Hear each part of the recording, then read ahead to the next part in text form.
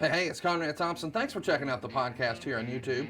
Be sure to hit the subscribe button and the notifications bell. You'll get a notice anytime we upload some new content. And when I'm not asking Bruce, hey, how big was Batista's? Well, you know. One of the things I like to do is help people save money. And if you're watching this video right now and you're in a 30-year loan, man, you're overpaying your single biggest bill, and you may not even realize it. I want you to do a little experiment for me. Take your calculator out, multiply your monthly house payment by 360 payments. That's how many payments there are in a 30-year loan. That big scary number, that's your total of payments. You're looking at that number? You know you can do better. Keep more of your own money right now and go to savewithconrad.com. Or maybe you've got credit card debt. Man, it's not a matter of if I can save you money with that. Your average interest rate on a credit card is more than 20%. And by the way, all the interest you pay on those credit cards, it's not tax deductible. Whereas the mortgage interest, well, that is tax deductible. So if you owe this debt, it's up to you how to pay it back. Doesn't it make sense to get the cheapest rate possible and the greatest tax deduction possible? Find out how much money you can save right now for free at savewithconrad.com.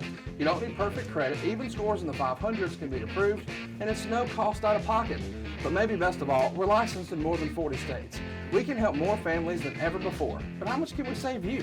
Find out right now for free with a quick quote from savewithconrad.com.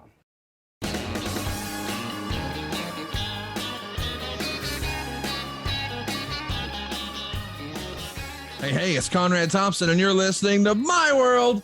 And of course, we couldn't do it without the Hall of Famer, Double J, Jeff Jarrett. Jeff, how are you, man? Oh, Conrad Thompson. Happy April.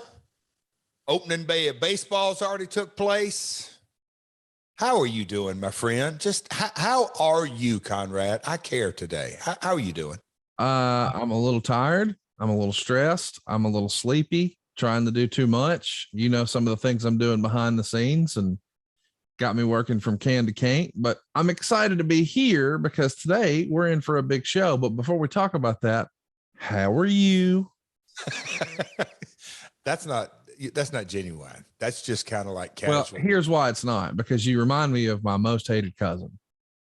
Oh, Mr. One Line Charlie. Well, that's the line I stole from I stole that line from Young Rock. You actually made your NBC debut this past weekend. A win against Jeff Jarrett always plays huge around here. That's because I remind everyone of their most hated cousins. I can see that. Wasn't it glorious? The guy on there doing Downtown Bruno, is his voice not spot on? It's pretty good. I don't know. Have you been around whether Downtown Bruno or Harvey? Some folks may know him as Harvey Whippleman. I had lunch with my father and Deborah, my stepmom. We were sitting there having lunch, and she just looked over at me. She said, "Is that voice just not spot on?" I said, "It's the first thing it jumped off the page." The guy has Downtown Bruno's mannerisms. Very good. And the guy playing me is Australian. So we've chatted back and forth and looking forward to, I think it'd probably be May, because the next Double J, the cousin, what is it? Most hated cousin. Yeah, my most hated. Yeah, he's on more in May, so I think we're going to have him in the ad-free chat coming up in May. But I thought he did the young Jeff Jarrett accent pretty good as well. It was just one or two lines, but I thought it's good. How about young Bam Bam? Looked awesome. I mean, wow, and close as you can get, really. Yes, for an actor, and kind of, if you know Bammer, the guy actually had sort of the head. I don't know if you can see it if you're watching video, his head tilt was like Bam Bam. Bam Bam would talk that way. It took me back to those early Memphis days and Pretty Boy Larry Sharp bringing Bam Bam down, and out in the parking lot. You can tell that whether it's Bruno or Rock Dwayne or Brian Gerwitz, however, they had that parking lot. It didn't look exactly, but there's a studio, the WMC Studios. There is a big parking lot right outside. That's where Lawler got run over by Eddie Gilbert. That whole, but a lot of conversations took place there after TV. They would be loading the ring out. Good old Buddy Wayne, God rest his soul. And anyway, it was a fun show. It was fun just to sort of see that. And all these years later, and we've talked Memphis and we've talked Moondogs, and gosh, the Lance Russell episode continues. That's some good stuff, man, to get that kind of feedback. And, the episode we did last week, me and Brian and Double J versus Double J, and really my last series of matches in the territory. So it's been quite the trip down memory lane over the last 2 to 3 weeks. And I saw some folks, I think I mentioned this last week. I saw some folks at Mania that are just have no context. One guy's West Coast, one, they're not from Memphis, just kind of the tape trading days. They really are enjoying the education process of this and that. And they're like, is that really true? Dave Brown was weatherman? Yep. He was the weatherman 5-6 days a week. So all good, brother. A lot of fun. I'm getting a phone call from someone very interesting that I'm not going to answer. I'll send you a screenshot and I'll send you who's calling, because we're recording and this is not professional to take a phone call in the middle of the show. Baseball you're doing. But I think when I send you this screenshot, you'll know why he's calling, why this person is calling. Oh no. And I think you'll smile. Oh boy. Because you know what I'm working on. So the message has just been sent. If you can reach your phone. It's right here, pal. So the beauty of YouTube, 3, 2, boom. Okay, there it is, Conrad. Look who that is. You think I got some plans or what? Howdy, folks. Double J here. It's going to be fun. We couldn't do it without the Hall of Famer himself. No, Conrad, it's exciting. It really is exciting. Talking to the WrestleQuest folks, that game's going to be such the buzz this summer. The plans that we're currently working on, such the buzz this summer. Baseball, we've come out with Kenny Wallace, the NASCAR, Jerry Lawler, and Road Dogg, and Matt Cardona. Game Changer Wrestling. Did you see old Effie show up at my house? Man, that took me by surprise. I got chill bumps watching it. I think Giancarlo is a genius. Brilliant job on that. But yeah, I didn't see the swerve coming until right at the end. Wow. What a vignette. I'm excited. I'm excited to see what you and Effie can do, but I'm really excited to talk about 2005. Can I say one thing? You're excited, but do you know who is the most excited? Cody. Damn, you stole it. Do you know what he's got on his Instagram bio? What? Director of Effie's videos. Really? I'll just leave it at that. Carry on, partner. So, boy, the world of TNA in 2005 is a whole lot different than what we've been talking about recently when we talked about 2007. And I was still watching in a big way in 05. I wasn't watching as much in 07, any wrestling really, but in 05, man, I was knee deep in my fandom. And this is an interesting time in the company. There's going to be a lot of meat on the bone to talk about today. I think today's going to be a sleeper episode. We got 13 pages worth of notes, but just knowing the questions that I think will spurn side questions and follow-up questions and deep dives and sidebars, this could be a 7-hour episode. Let's do our best.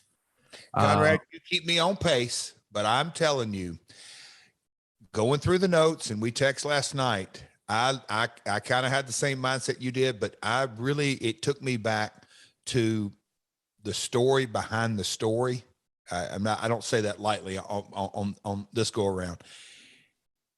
What a pivotal time in so many ways. I think even you, Conrad, are going to be a little bit surprised on some of the twists and turns that this episode takes us. So let's dive in, pal. Let's jump into it. We're talking about 2005 here. I think Dusty is helping lead creative at this time. Is that correct?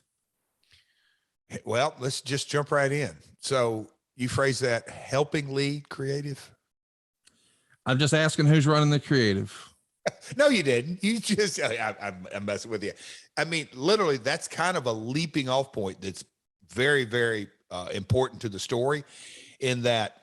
So we're April 2005. So 2004, Panda is 24 months into the investment, getting toward the end of the year because they came in at the end of 2002, 2003. So the churn never really, we weren't drawing a massively amount, and little by little things going up. We went to Fox Sports. Obviously that was a whole nother financial investment, but Panda pretty much consistently was wanting answers, wanting this, wanting that, wanting to know this. They were new in the business. And for the most part, it was a super healthy relationship, but it was growing and there was cash going out.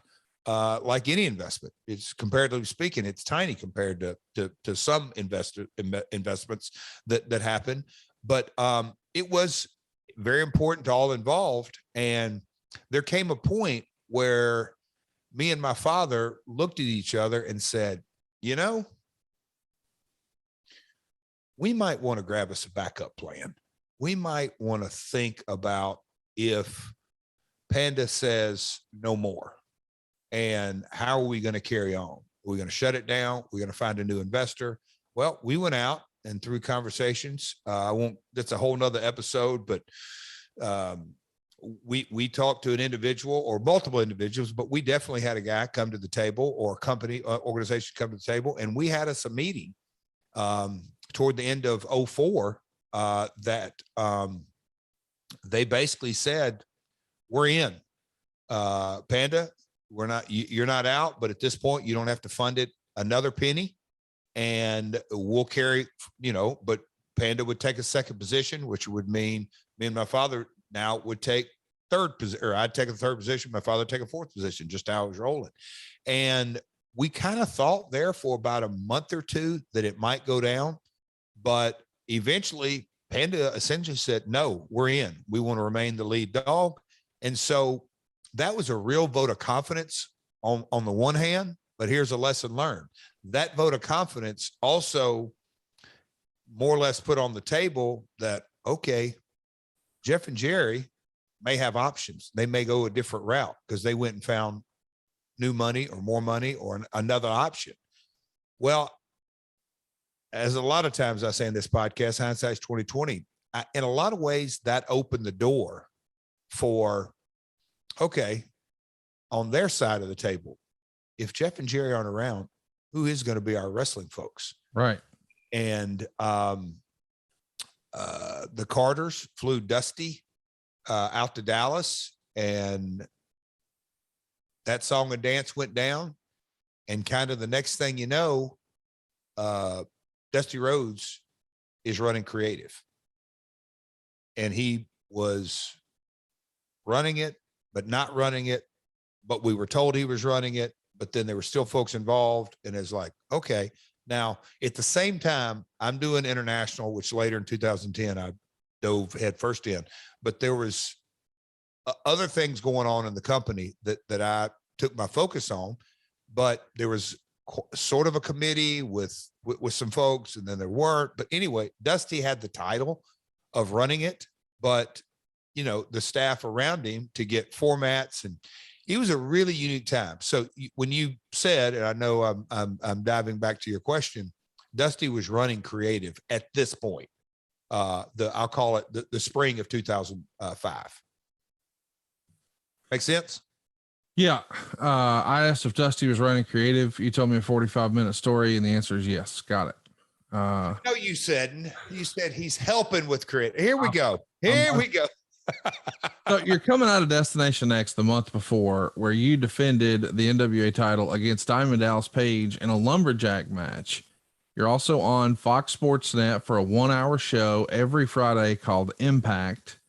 And in the Observer, it's reported, quote, TNA was in the planning stages of its most ambitious arena show, a live Fox Sportsnet TV special from the Orleans in Las Vegas on April 2nd, the night before WrestleMania. Last word we've gotten from FSN sources is that negotiations fell through and it's not happening. This may be due to the uncertainty regarding the future of the Best Damn Sports Show, period, with Tom Arnold's contract expiring next month and him likely leaving at that point. The special was supposed to be done in conjunction with the show. The dropping of the show hurts both TNA and UFC, both of whom got opportunities to market themselves outside of their traditional audience base and got their stars over on the show. So do you remember trying to put this together a night before WrestleMania in Las Vegas? So you remember Best Damn Sports Show? You always do. Very well. You do a good job. What would you call that for the people that aren't aware of that? A variety show, Tom Arnold, John Sally. It's four guys sitting around talking sports. It was the precursor for what ESPN looks like 24/7 these days. But they were really the first ones who do it. I mean, these days, everybody knows about Skip Bayless and Shannon Sharp and all that jazz. But this is the first iteration of it. But it happened on Fox Sportsnet. But it was really just four like club chairs sitting on a rug, maybe a monitor behind them. And they're just going to share their opinions about what's going on. They'll have different guests on. They'll do funny skits. Imagine the pregame for an NFL football game on Fox. It's that, except every single day. And it was a really, really good show. With Tom Arnold. I think he's, John Sally's a NBA Hall of Famer, and they had rotating guests that would come in dependent upon the season. But it was when you look at Fox Sports and the trend sets they did, not just from graphics and promos, but their programming format, they launched early 90s and now this is still early 2000, and what they've become, they're the best in the game. I believe by far. But yeah, so that format was very kind, and it's funny how the notes and the research that they were kind to UFC as well. And this is before, obviously, UFC went over to Fox. They were Spike folks on the launch. So, well, here's the thing. To go back, I mean, you're talking about the 04, 05 era, but the biggest buy rate the UFC ever did was UFC 40, and that was Ken Shamrock versus Tito Ortiz. It was UFC 40 Vendetta, and that's the first time that the UFC had a massive success on pay-per-view under the Zuffa management. The success of that and seeing how it really became a storyline that was told on TV, and it was just these guys trash talking each other on this program, Best Damn Sports Show, period. That created the idea of thinking, maybe a light bulb moment. Wait a minute. Maybe instead of trying to position these fights like it's a high school, amateur wrestling meet, we should promote these fights a little bit more like wrestling. Maybe we do need some more story, less just grappling and more story. And I think that's when the guys decided to bet on themselves, do the Ultimate Fighter, and boom, they were off to the races. Well said. So wow, that's right. This is prior to Spike. Yeah. I mean, the O2 thing I just laid out, that was years before Spike. They were not on TV at all. This was just, but they knew Ken Shamrock had some wrestling in him, and Tito Ortiz didn't, but Tito Ortiz in an alternate universe was a pro wrestler. He's one of the biggest wrestling fans I've ever been around. Knowledgeable. Yeah. Stuff. So anyway, the communications, we came out of the gate, and look, we were a time buy on Friday afternoons out of the gate, and we wanted to. I want you to say that again, because I knew that part. Friday afternoon, not Friday prime time, not when SmackDown runs, not late night when Dynamite or Rampage runs. In the freaking afternoon. But I remember coming home. I was such a fan when you guys first started that show, and we'll have a whole Fox Sportsnet show one day, but I would come home early from work on Friday to make sure I got to see it. Because it was a big deal that this little engine that could right up the road that started in Huntsville here and now was in Nashville is all of a sudden in a soundstage in Orlando, and they had TV. It felt like a big deal. Now these days, I know everybody goes, "Oh, LOL TNA," but not that long ago, we can all remember the excitement of, oh my God, there's something new. What is AEW? What's it going to be? And so when AEW was first announced, we'll call it January of 2019, it wasn't until October where they started on TV. So there was all that time of what is it going to look like? And they ran their first show, again, a pay-per-view without television. Yes, TNA did that and people laughed, but so did AEW years later. Now, obviously, there were different budgets in place and a different framing and a whole different ball game. But TNA was doing that way back when. So when you guys first got that Fox Sportsnet deal, I was over the moon about what's possible, because we as wrestling fans, we lost ECW. Yes. We lost WCW. So now it's just Raw or SmackDown, which are fine, but man, it was not as fun as it was. And so the idea that, hey man, there might be something. No, it's not prime time. No, it's not head to head, but neither was ECW. And that didn't impede my enjoyment. Like I was fine to stay up until 1 a.m. and watch it on the Sunshine Network or whatever it was way back when. So Friday afternoon, okay, less than ideal, but so is staying up till 1 a.m. to watch ECW. And I was just excited that you guys had traditional TV. So it reminds me of the good old days. And when I think about the good old days, Jeff, I think about your penis and how your penis is doing better than ever these days, thanks to Blue Chew. Your penis is maybe the last outlaw. Can we agree? Do you put a little hat on that motherfucker? Is that something you're doing these days? Oh, Conrad. That was a that was a hard left from. I was ready to say. I think Tony Khan actually watched Fox Sports Net shows on Friday afternoon. Jeff, can we get on track? I'm trying to sell dick pills here. Okay, it's time to dig yourself out of that winter hibernation, pal. Spring's here. Let's get sprung with Blue Chew. That's right. This episode's sponsored by Blue Chew, and we're not just sponsoring our shows here. We're sponsoring old Double J's Wang. Guys, confidence can take you far in life. Just ask Jeff Jarrett. It can also help in the bedroom, especially when it comes time to step up to the plate. And that's where Blue Chew comes in. And I'm sorry if Cody's listening to this, but he's about to hear about how mom and dad, never mind.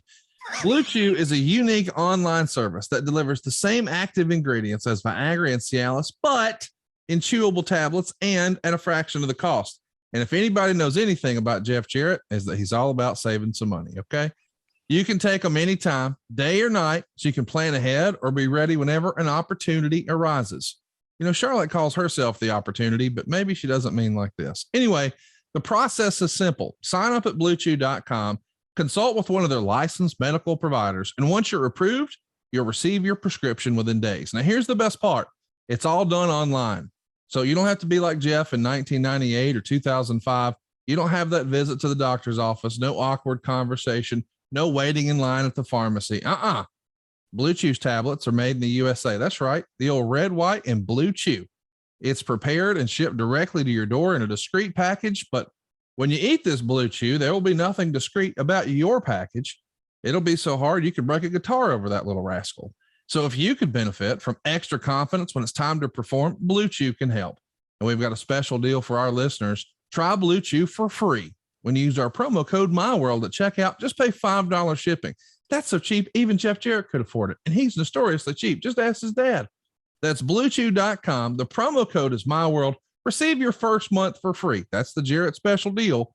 It's free, guys. Check it out. Visit bluechew.com for more details and important safety information. But we thank Blue Chew for sponsoring today's podcast and Jeff's Wiener. That's bluechew.com. The promo code is MyWorld. Jeff, it's hard to beat free, is it not? Can you beat free? I like, pardon the pun. Can you say that? Beat free? Can you just relax on your double entendre today? I guess you can beat it, but you know, I'll tell you this. Tony Schiavone took some the other day. He told me it got him so hard, even a cat couldn't scratch it. I don't know what that means, but let's try to move on. Yes, you do. A scratching post. So this show, Morrell used to talk about, that's another podcast for another time. Scratching post and cats and folks, it's bluechew.com. What's right. the promo code, Conrad? Come on, it's MyWorld. You know what to do. Okay. So the build of the show is talked about in the Observer, and it's pretty negative in terms of Dusty's booking. He says TNA will present a pay-per-view featuring 2 6 sides of steel cage matches. You can see the Dusty Rhodes booking going back with the Ultimate X again this month, following with this idea. This is not all that different from his booking run with Crockett in the late 80s. In those days, cage matches and battle royals were the best drawing gimmicks for live shows. They drew at first, but naturally began to mean nothing. It's the same lesson learned by Vince Russo in WCW when he rendered them meaningless. Rhodes invented war games when the cage match stopped drawing, huge at first, but soon was burned out as well. There's no question the pressure is on Rhodes and time is of the essence. But when the plan is 2 cage matches and there are no programs one can see ready for 2 cage match blow-offs, you can see the direction of things are going. So, Jeff, this is before the show was announced as being all cage matches. What do you think of the idea of 2 cage matches on a show and the criticism that Meltzer said, you know, that's really going to just lead to diminishing returns? Do you believe that? Damn it, Conrad, do you have ADD? No? How so?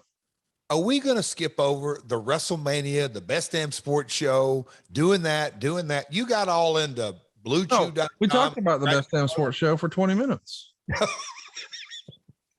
I was going to say, because I kind of think it leads to this. Do you not want me to tell this? No, go ahead. Go ahead.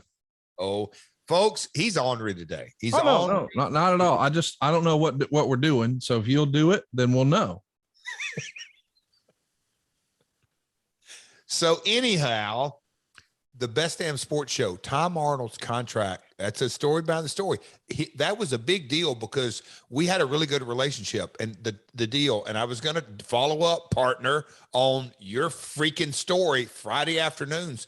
Miraculously, Best Damn Sports Show people and analytics started gathering ratings because from day one we wanted ratings, and they're like, a time bot doesn't care about ratings. What do you, I mean, you're just, infomercials don't really care. We wanted ratings. And shockingly to them, they started seeing not good, but kind of off the chart good numbers. So as the momentum was building early in the relationship and going, and Friday ratings were pretty good. Yes, it's Friday afternoon, get ratings. That's how the genesis of, hey, can we do a Best Damn Sports Show, which we later did, a big super spectacular, but the momentum was going. But I knew there was a contract situation, who's paying for the show. The Orleans is a cool arena, but there was a lot of chatter, Conrad, that went down to that. And again, for us, we were just trying to get the exposure that little Connie Thompson was coming home with his satchel, with his PB&J from college, or maybe you were slinging mortgages or vacuum cleaners. You've got me so flustered, Conrad. So go ahead. Now we're into the dusty. I say that the Best Damn Sports Show relationship was really big for us during this time. Okay, done. Got it. Oh, Dusty cage matches now. Now there's crickets. Yeah. Well, so before, there was 2 cage matches or whatever. And I wasn't in the initial Dixie Carter, Dusty Rhodes, Jerry Jarrett conversation. Because remember, Dusty had more or less taken over that spot, but didn't really want the full responsibility, but he took it over. And then Tim Welch, who's now working with me up in Springfield with the baseball team. He's a VP of a bank up there. He became Dusty's assistant, and he was definitely wet behind the ears, especially in the world of wrestling. It was kind of it was a mess. But that conversation of, okay, we've got 2 matches that were somewhat building to a cage, and the questions were asked, well, is that going to mean anything? And I just kind of imagine, and I've heard different versions from Dusty back in the day, from my dad back in the day, from Dixie back in the day, and the story just kind of grew. But I can see it going down. My dad, because I've heard this speech 1,000 times, son, gimmicks don't mean nothing if the story's not there. I don't care what it is. Cage match, pole match, coal miner's glove match, bunkhouse brawl, street, falls count anywhere. It don't mean nothing. So I'm sure Dusty's argument was, oh no, these cage matches are draw and we need something because originally Lockdown was promoted that it's the anti-WrestleMania. You're not going to out glitz and glamour. So let's go, for lack of a better term, blood and guts. And that was kind of the mindset of the early lockdowns. And the statement was made, well, if 2 cage matches, hell, put the whole damn card in a cage. And everybody kind of looked at each other, and you've already referenced in that time was of the essence and reading between the lines. The Carters wanted to see movement, and we had bumps here and then downs there and bumps here and downs there. So the 2 cage matches were the original thought from Dusty, and my dad's counter was, hell, if 2 cages match, do the whole damn card, and bingo, we're off to the races. So your dad is the person who said, make it a whole night of cage matches. Yes. Wow. The old timer. And I can remember when it was pitched to me, or pitched sounds like I had to give the approval. When you first heard the idea, Conrad, and I'll sit here and say it right now. I said, absolutely. I think it's awesome. Why not? Do something different, do something innovative. If we do 2 cage matches, do we really think that's going to move the needle? If you do 1 cage match, do you really think it's going to move the needle? And then I went really hard and I said, you got to make 6 or 7 or 8. I said, you have to make them different. They can't be just 8 straight blood and guts. Come up with creativity within the cage matches. And I was, love it or hate it, I was all for it, but I was adamant that you got to have 7 different. I don't want to say stipulations, but storylines. The creativity has to be different, or it's going to be just like 7X division matches or whatever it may be. So a traditionalist might say, the cage match is supposed to be a blow off to a feud. Yeah. And I'll never forget, Sean Oliver did a great job with his timeline series with kayfabecommentaries.com. And he had Jim Cornette on for the 1997 WWF timeline.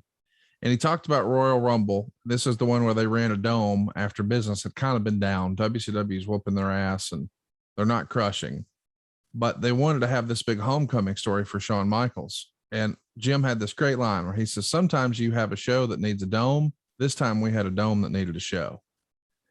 And I feel like these gimmick pay-per-views where it's like, okay, we're going to have a Hell in a Cell pay-per-view. So mark your calendar 6 months in advance. Here it comes.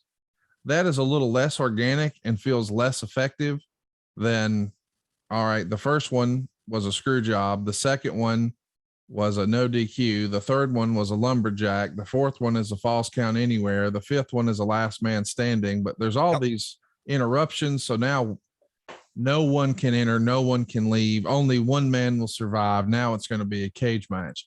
That is why the Hell in a Cell was originally created, because there was all the shenanigans and Undertaker and Shawn Michaels. So they created this so no one can come in or out. Of course, that was broken on day one because Kane came in. But still, the point is, the cage match was the blow off, and you were supposed to have a story that culminated in that, not just we have a story and along the way, we just happen to run into a cage match. And the simple fact that the business of pay-per-view and television, you don't have that luxury of Saturday morning in Memphis, go shoot the angle, see how it draws on Monday, and come back next week. And if it drew, you just sort of episoded it out. If it bombed, you'd go a completely different direction.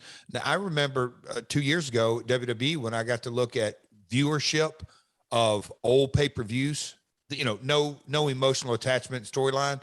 Hell in the Cell, radically higher.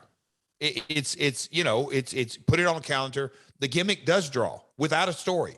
The gimmick does draw without a story. So in 2005, that's kind of when they ran it by me, I said, hell yes. I went back and watched a couple of things throughout this pay-per-view. TNA comes on the air, and folks, watch this if you are a diehard fan, even if it's first couple of minutes. God rest his soul, Chris Candido's in the first match, and we'll get to that in a minute. But literally, TNA says, tonight, history will be made. And it sounded like, wow, okay. TNA is actually saying this for the first time ever. An entire pay-per-view will be done inside of a 6 sides of steel. And we made the decision to put the cameraman up in the ring because Keith Mitchell and others, but mainly Keith, said, hey, man, our jib gets this shot and the jib camera looking down in it. Other than that, we're going to see steel all night long. And the cage was shiny silver. It wasn't painted black. It wasn't painted red, something that you can sort of easy on the eyes to shoot through, that silver reflected light. So the hard camera, both shots, 1 and 2, when you look at it, it's kind of like, whoa, sort of overstimulating. So let's put the guy up in the ring. And look, that didn't work. Later, we cut holes on each side to try to, but shooting a television show and you see cyclone fence for 3 hours, it's too much. But we tried things. That's what I think the takeaway for me, or one of the big takeaways at TNA, we wanted to try to look, people can laugh and cut up, try to be innovative. We tried to push the envelope. Did we strike out a lot? Yes. But I want to frame it a different way. I'm of the opinion that desperate times call for desperate measures. And Meltzer wrote in the little recap we said a little earlier about, time is of the essence. And after Destination X, the Impact taping is, the schedule there is going to change. Yep. Instead of doing double tapings, so we're doing 2 shows in one night. Now we're doing triple tapings. This feels like a move that you only make when things are really lean. And if you're really in that state of mind, then you're darn right. You're going to hit the panic button every now and again, and you are going to try some things, and you are going to be a little more ambitious. chat me up. Is that where we were here? And that's the reason maybe it makes sense to try all cages, because damn, we got to have some help. Oh yeah. When I tell you, when we brought that investor to the table, I don't want to speak from that. I was fully expecting Bob Carter to go, thank the Lord. Yes. Little did I know, money wasn't the driver. It wasn't. Dixie was the driver and positioning, and that's a whole nother story. But when he didn't accept the offer, I flipped it and go, okay. All right. Hang on. What does Dixie was the driver mean? Dixie's, it's not Dixie's position running a wrestling company or being part of a wrestling company. And I'm sure Bob Carter felt that if a new investor came in, that she might not have the position she currently did. And so his interest in continuing to throw money at the thing was not based on it being a sound investment as much as it was taking care of his little girl. I firmly believe that today. Back then, it was one of the first times that I go, now wait a minute. They've been breathing down our neck, and we came up with not a solution, a ginormous, no more money they had to put in, like zero. This guy was going to completely fund the company from this day moving forward, and they shut it down. Matter of fact, they pissed him off and didn't return his calls. But it gave me confidence that, all right, they're in. Yeah. They're in. They're in for this. So, that was that. But with that being said, smartly so, they were still very conscientious. And Conrad, you said we went from 2 to 3 tapings. Yeah. Just let's play a little.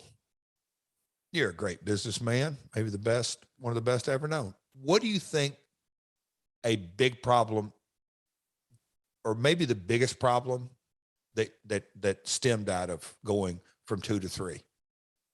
Well, from an optics standpoint, you've got audience burnout, but you've also got the long-term storytelling effects of something happens with these guys. Like WCW back in the day used to tape TV way in advance, and then by the time it actually aired, it was out of order. It didn't make sense. Yeah. But then you've also got, if I'm one of the boys, I'm going to say, all right, I understand you want me to do 3 TV tapings, but it's in one day, but you're getting 3 TVs out of it. So I need to be paid as if it was 3 shows. So you got to manage their expectations, but you've also got to keep an audience lively. And you've also got to hope that nothing bad happens and throws a monkey wrench in the plans before all these shows air. Bingo.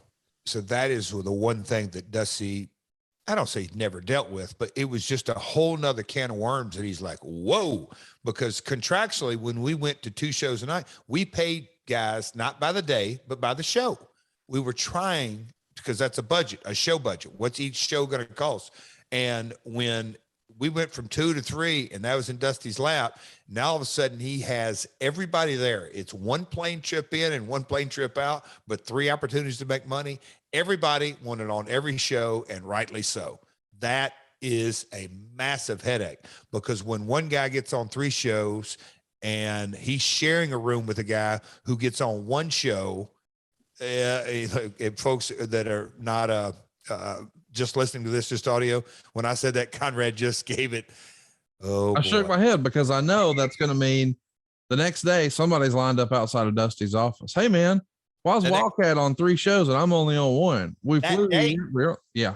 Now you're juggling not what's best for the show or the best creative. It's payday. Yes. It was, but I look, okay, but on my business cap, I totally understood the Carters. I totally understood Panda and all the above. We've got to manage a finite pocket of money. So let's do the very best. It's growing pains. We've gotten into this multiple times on the podcast. So I respect all viewpoints, but it was not easy in April of 2005. I heard an employee tell an employer once, that's not good for my kids. That's not what's best for my kids, or something like that, about some sort of schedule. And I heard the employer say back, well, that's not best for my business. And so you've got to make everybody happy, because there is such thing as a work-life balance. And sometimes if it gets out of whack, it gets hard. And I know it keeps guys up at night, but Not me and you these days. We're sleeping better than ever thanks to Chili Sleep. You see, science tells us the best way to achieve and maintain consistent deep sleep is lowering our core body temperature. And I'll tell you what, in wrestling, you got to be a cold-blooded motherfucker sometimes. You need Chili Sleep. Temperature-controlled sleep will help repair your muscles after a hard day's work of carrying everybody to good matches like Jeff Jarrett did in the mid-90s. And it'll improve your cognitive function so you always start your day feeling sharp and alert. So you can bust Jeff Jarrett's balls first thing in the morning, like I do every week here. Chili Sleep makes customizable, climate-controlled sleep solutions that can help you improve your entire well-being.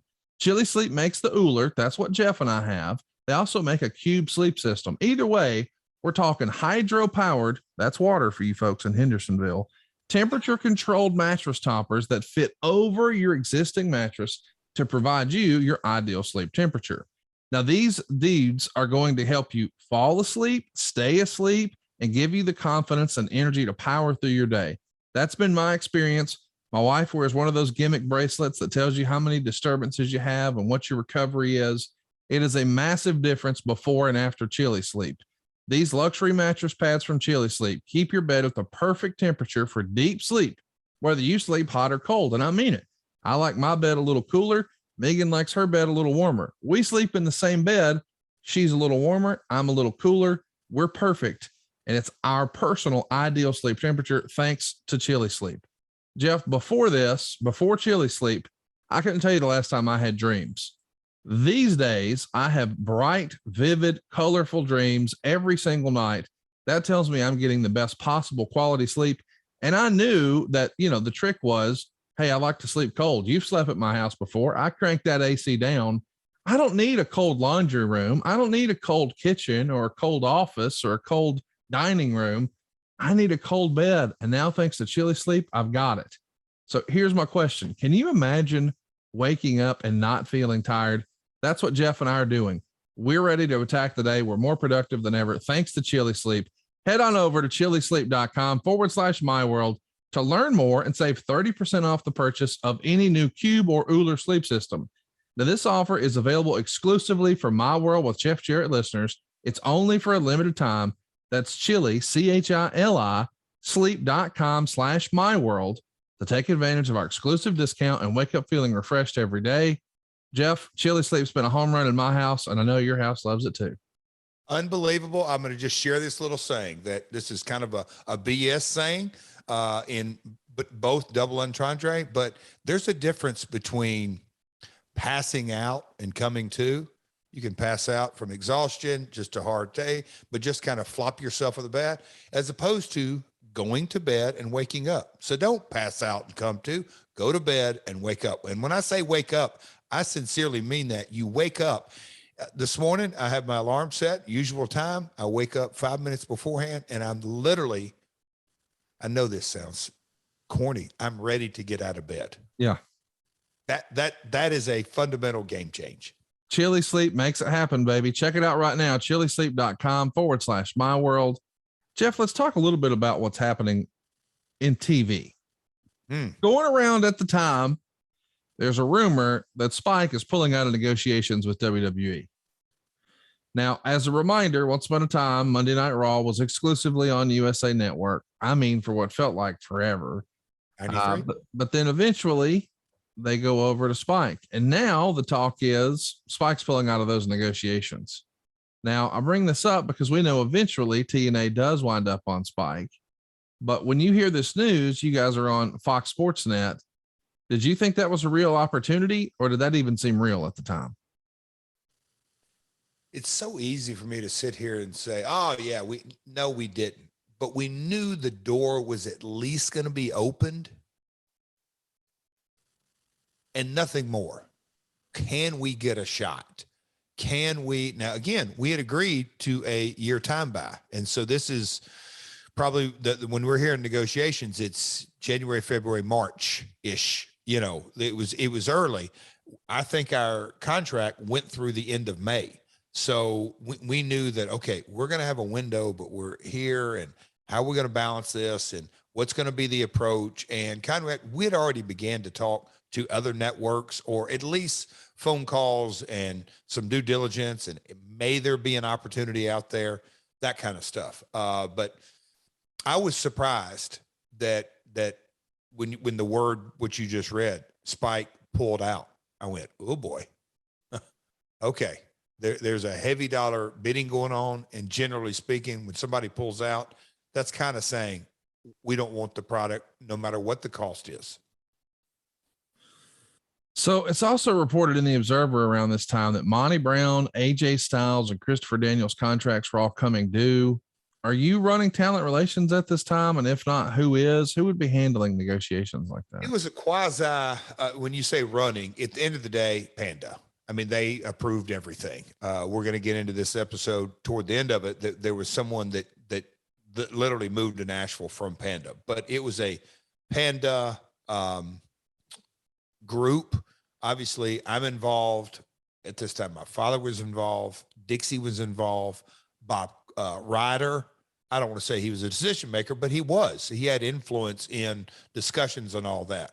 So it was a group. I'd say Dixie would be the point person in Nashville because she had the relationship in Dallas. Was there anyone who was more priority or less priority? I mean, internally, what were you thinking about these talents individually? You want to keep them all or just chat me out? Keep them all. I mean, you said Chris Harris, AJ Styles, and Monty. Yep. It's funny how, Dave, and obviously that's part of his job, is to get the ins and outs. For me, from 2002 until 2009, when the split and the power play and all that went down, there was always an upcoming negotiation. There never was not. It was some talent or not, but those three, without question, we wanted them, especially AJ.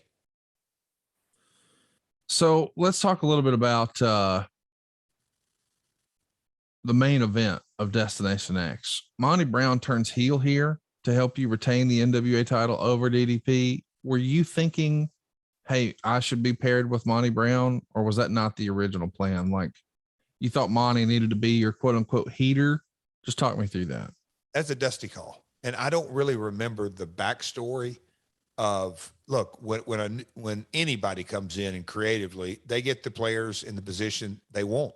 It's very clear in this. He had Trinity and Tracy Brooks as his seconds, and he had, Billy Gunn stepping in, and Kevin Nash, and Kevin and Dusty had worked with each other dating back to the early 90s, and they didn't always see eye to eye. I mean, but Dusty was getting his players, and rightly so, in position that he wanted to play ball with. So talk to me a little bit about, what's next as far as the TV tapings. You've got full houses. It's not like you're struggling to get folks in there. Is there ever any consideration to ever charge a ticket price or gate, or do you not think you can do that? So it's better just to have a lively crowd. It's park policy. Let me say way above that.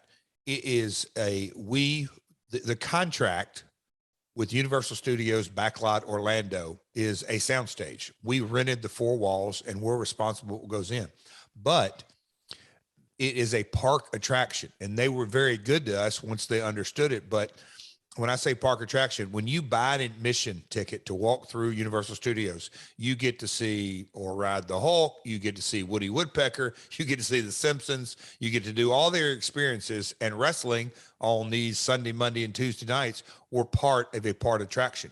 We could not monetize the ticket. It was not even a decision made on the grounds in Orlando. It goes way up to the corporate world that ran the parks. It was never an option. When we got in there and said, look, we have regulars in Orlando, they said, well, tell them to buy the season pass. Okay. And so for the most part, a lot of folks bought the season pass. And then we got to a point where we had a queue line that were folks that were not park customers, and they were not season pass holders. They were literally come get in the queue, walk through City Park, pay for parking at City Park, eat you a dinner, and then come stand in line, and we're going to let you in. And so you really had 3 lines entering Conrad into the building. And at times they had to make sure their park guests were priority. Let me say this: season pass folks were priority, park guests second, and then the people that just came to see wrestling, they weren't always priority, but I cannot say how good the folks at Universal did an amazing balancing act. And those houses, I mean, lined up, turned away. We would have monitors out in the hallways for people that didn't get in that could watch in the hall. So it was a lot of fun. The tapings were a lot of fun for the park guest. So Christopher Daniels and Elix Skipper are going to begin a feud as former tag partners. 3 Live Crews in the middle of splitting up. It seems like Conan and Killings are unhappy that BG James is still friends with the Outlaw. Meltzer's going to speculate Dusty is looking to form a modern day Horseman with you, the Outlaw, Billy Gunn, for those who aren't aware, and Monty Brown. I guess this would have been cool for you because it would have meant finally you were a Horseman, right?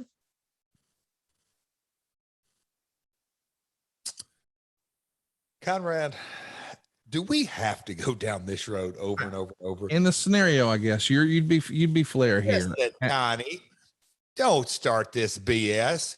JJ Dillon, Tully Blanchard. I could go on. Pondwater Dave. There's a list of luminaries that throw up the $4 sign when they stand beside me out of complete respect. I mean, even Rick, we have it on. Do we not have it on audio that Ric Flair said it? That Mean Gene Okerlund said it. No, Ric Flair. Yeah. Rick said it on this show. We can go back in the archives, folks. Go to our YouTube channel. It's there, and you still. That's because he was being nice. He knew it was your. Oh show. boy, Rick. Yeah, he occasionally. Dusty once called him a flim flam man. I don't even know what that means, but in hindsight, since we're talking about Dusty, Monty Brown turning heel, that's panned in the Observer and the Torch. It probably wasn't the right call. Can we agree? Well, I candidly in the research, the light bulb went off. I went, oh yeah. Now I don't believe it was the right call, but to Dusty's defense, I can see Dusty loved him because Dusty liked how Monty talked, but he's like, hey, let's heat him up, Jeff. He's not green, but we can get more mileage. I mean, I can just hear the Dusty Rhodes line of thought. Let's get him wins. Let him be as a part of the group with you. We can protect him around that. He's good for you, Jeff. He's good for the group, blah, blah, blah, blah, blah. So maybe in hindsight, maybe it wasn't the right call because we all loved the pounce and the promos and where he got. But, we're early 05 and it wasn't the end of the day. Again, Dusty wanted to get his chessboard exactly the way he wanted to and was under the impression, and when you get into the weeds, he was under the impression that he was going to be given that ability, but things just didn't work out that way on any level. So all of a sudden you get a little international flair. Shocker makes his debut on TV and unbelievably gets a big reaction. Now, if you grew up on American wrestling, maybe you don't know who that is, but this guy was such a big star in Mexico. He had freaking Burger King commercials here in America, over like Rover, as our friend Taz likes to say. But the point is, there's a little bit of concern.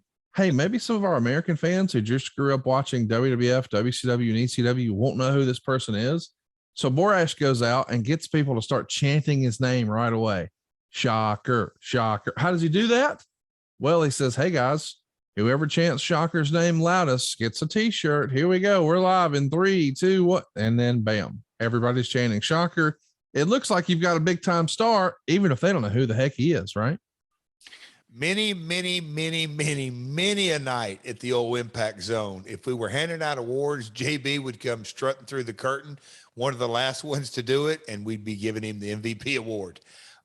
Little things like that. The preconditions in and out of breaks, during pay-per-views, as again, I was watching Lockdown, you go to a package for the people at home and you're having a reset and this match just finished and that match just finished and a little bit of distraction. Some folks jump up and go to the concession stand or the bathroom, but Jeremy would keep things on point and be listening in his ear to Keith. And we're about to come back live to the arena and he would give the countdown and in a lot of ways, the conductor. And Shocker, well known in the Lucha Libre world, but to the park crowd and more importantly, to the American wrestling audience was somewhat of an unknown, but when you see it on TV, and look, Vince McMahon and company were masters at preconditions. And this is, a very good job done for a precondition. It's what we call it in the biz, Connie, a little precondition, but it worked with Shocker. By the way, I stand corrected. It wasn't a Burger King commercial. It was a McDonald's commercial. And McDonald's apparently is what got Dusty's attention.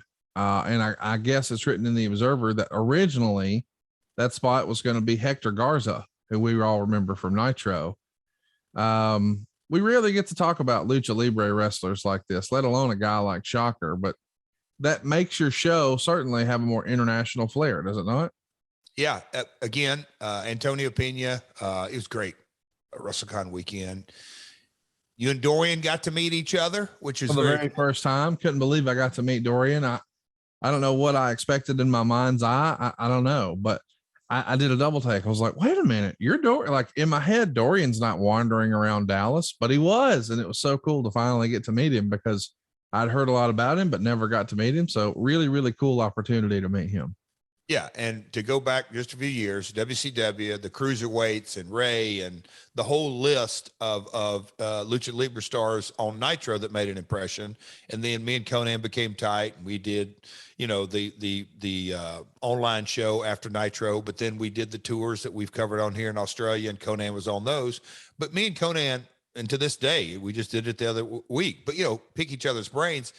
Early in TNA's days, I knew that X Division, I used to go on interviews. What is the X Division? Well, it takes a page out of Lucha Libre and a page out of Japan hard hitting style and a page out of the mat wrestling in the UK, and you got to throw in some pageantry. That's what the X Division is. It's not a weight class. No weight, Anyway, big fan of Lucha Libre and always wanted them part of it, but with visas and expenses and airline flights, but it's, Hector Garza, we just referenced him. We always wanted, but getting the opportunity, Shocker was either LA or San Diego base, and getting an opportunity, and he had that commercial, which made a lot of buzz. And I liked him. Dusty liked him. My dad liked him, and Panda loved him.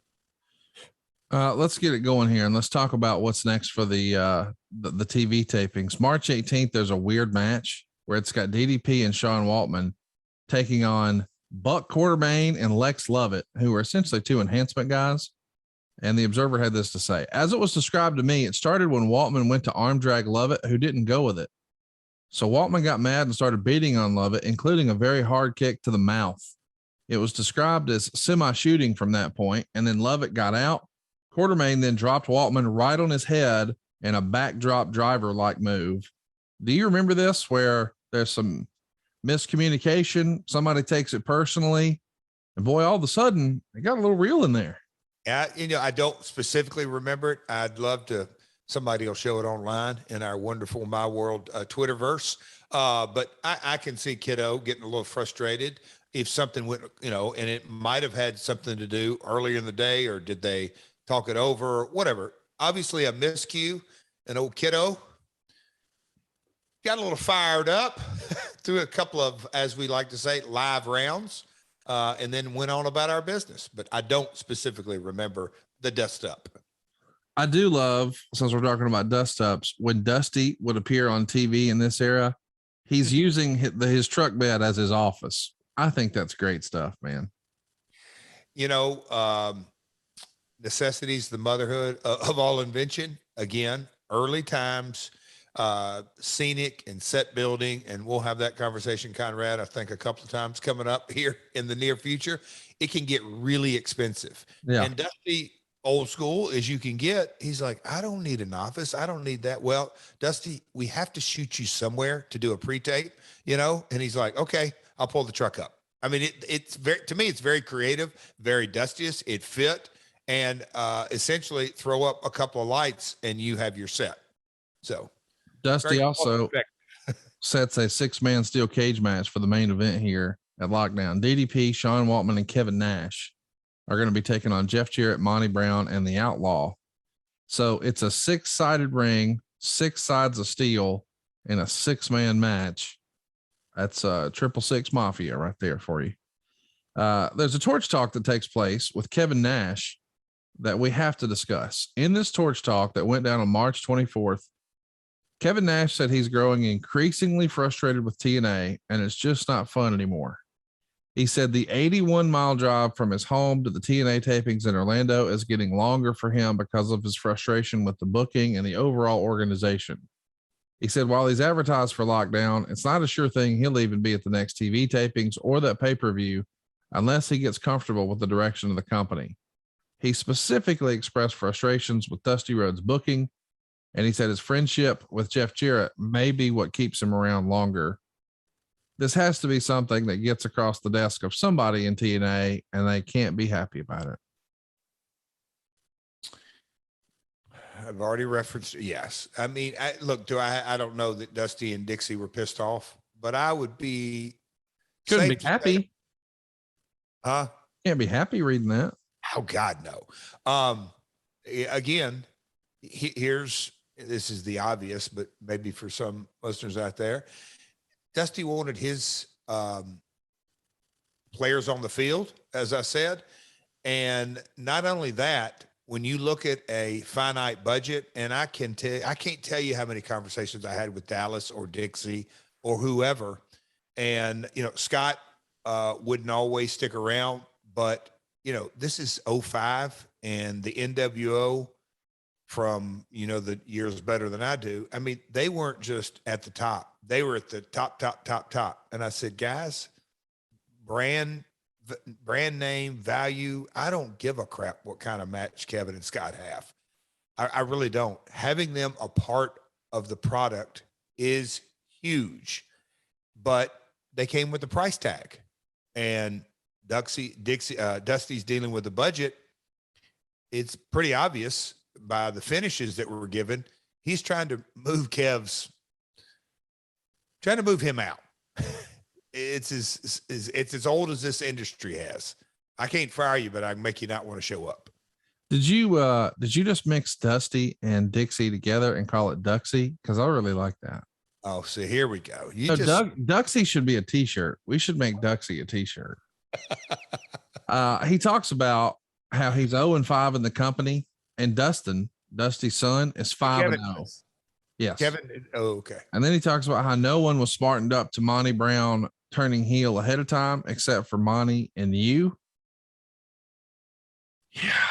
This, I could see why he's a little frustrated. Back on the program, Raven goes to Jeff Hardy about being his partner and says that they're the two guys in the company with a cult-like following and they could double the size if they work together.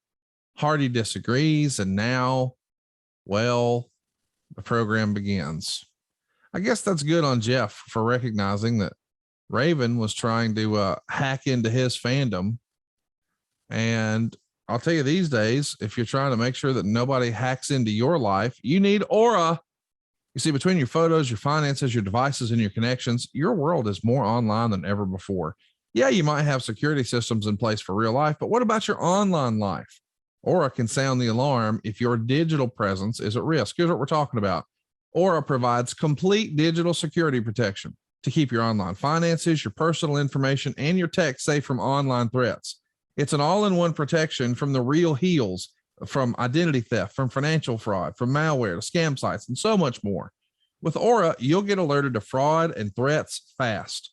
Like if your online accounts or passwords were leaked online, or maybe someone tried to open a bank account in your name, or maybe they even lied to you about how many pay-per-views you sold. Jay Houseman. Aura is easy to set up. All the plans come with $1 million in identity theft insurance to help you recover your stolen funds. And they've got an experienced US-based customer support team that's got your back. And you just heard Jeff say Shocker's out of LA or San Diego. He could be the guy. We don't know. Aura is a new type of security service that protects all of your online information and devices with one simple subscription. Now, unfortunately, Aura can't save Jeff from Effie, but Aura can save you from just about everything else. With an easy online dashboard and alerts sent straight to your phone, Aura keeps you in control, not of your narrative, but of all of your devices. It's going to guide you through solving any issues. For a limited time, Aura is offering our listeners a 30-day free trial when you visit aura.com/myworld. Go to aura.com/myworld to get complete protection, huge savings, and a 30-day free trial. One more time, that's Aura, AURA.com/myworld, Aura, the new standard in digital security. Man, Aura's legit. It's like, what'd you used to call them fellows when they came down with you to the ring in the WWF? They was your bodyguards, the Tennessee Mafia or something like that. Oh, Southern Justice. Yeah, there you go. Southern Justice is like the real life version of what Aura can be for our listeners right now. How about that? How about that, Conrad? You know, I learned, well, I didn't, it's a new word, but yesterday I was on a call with India, and the guy goes into this explanation about his accounts have been compromised. Yes. The word compromise. And I'm like, tell me about it. He goes, oh man. He said, something happened and this and that. And he said, like 30 emails went out. And I said, if you don't mind, because there was a group call. He goes, yeah, there was like 30 or 40 emails out, and there was a link in the email that came from his address, a donate now to Ukraine. Wow. Yeah. That's 2022, I guess. Anyhow, take advantage of this opportunity. What's better than a free trial? Check it out. aura.com/myworld. Let's talk a little bit about what's next here. I'm having a lot of fun figuring out how we're going to get to 6 sides of steel with 6 guys. And here we go. With Duxty, are we doing it Duxty style? With Duxy, there's a 4-way shot for the title, the X Division title, and Christopher Daniels and Elix get the win over Michael Shane, Chris Sabin, and Petey Williams to earn the match. So you look at the last 2 names in the match, Chris Sabin and Petey Williams, and you see where they are 17 years later. I'm pretty sure Pete is turning a lot of heads as an agent for WWE, and Sabin still working for Impact. Did you know back then these guys were going to be wrestling lifers? Of course not. But look, the folks that got in, and I think I've been around long enough. When you see guys get in, I don't want to say get it and all this kind of stuff, but kind of have that passion for the industry and got a real mindset for going out and performing. I think there's a difference between performing and just having a match. And both those guys did from a very, very early age. And the thing that's crazy is Petey Williams in the Canadian Destroyer. The first time I saw it, I like, now, how'd he do that? I mean, it's one of those eye-catching, like, wait, what? And now you see a guy like Dustin Rhodes do it on Dynamite, or, it was Becky and Bianca, whatever. You see the Canadian Destroyer being done by everybody. But, Petey, hats off to Pete. That's right. It's Pete Williams now. That's right. Pete, not Peter, not Petey, Pete. Good shit, pal. Speaking of X Division talents, Meltzer is going to report that Sanjay Dutt and Alex Shelley have both left the company. Quote, Dusty is largely disdainful of most of the X Division guys. People are fooling themselves into thinking the increase in buys on pay-per-views is because of Jeff Jarrett getting over as champion. So Meltzer can't help but get a little dig in there for you. Of course, you have a good sense of humor about it and chuckle. But Alex Shelley, arguably one of the best wrestlers to ever do it, criminally underrated, still a super talented guy. Sanjay Dutt is still turning heads as an on-screen character, it seems like these days, for either Ring of Honor or AEW or both, or whatever that looks like these days. But 2 of our personal favorites, 2 really talented guys. But I want to hear your opinion about Dusty Rhodes is disdainful of most of the X Division guys. Is that accurate? Yes, sir.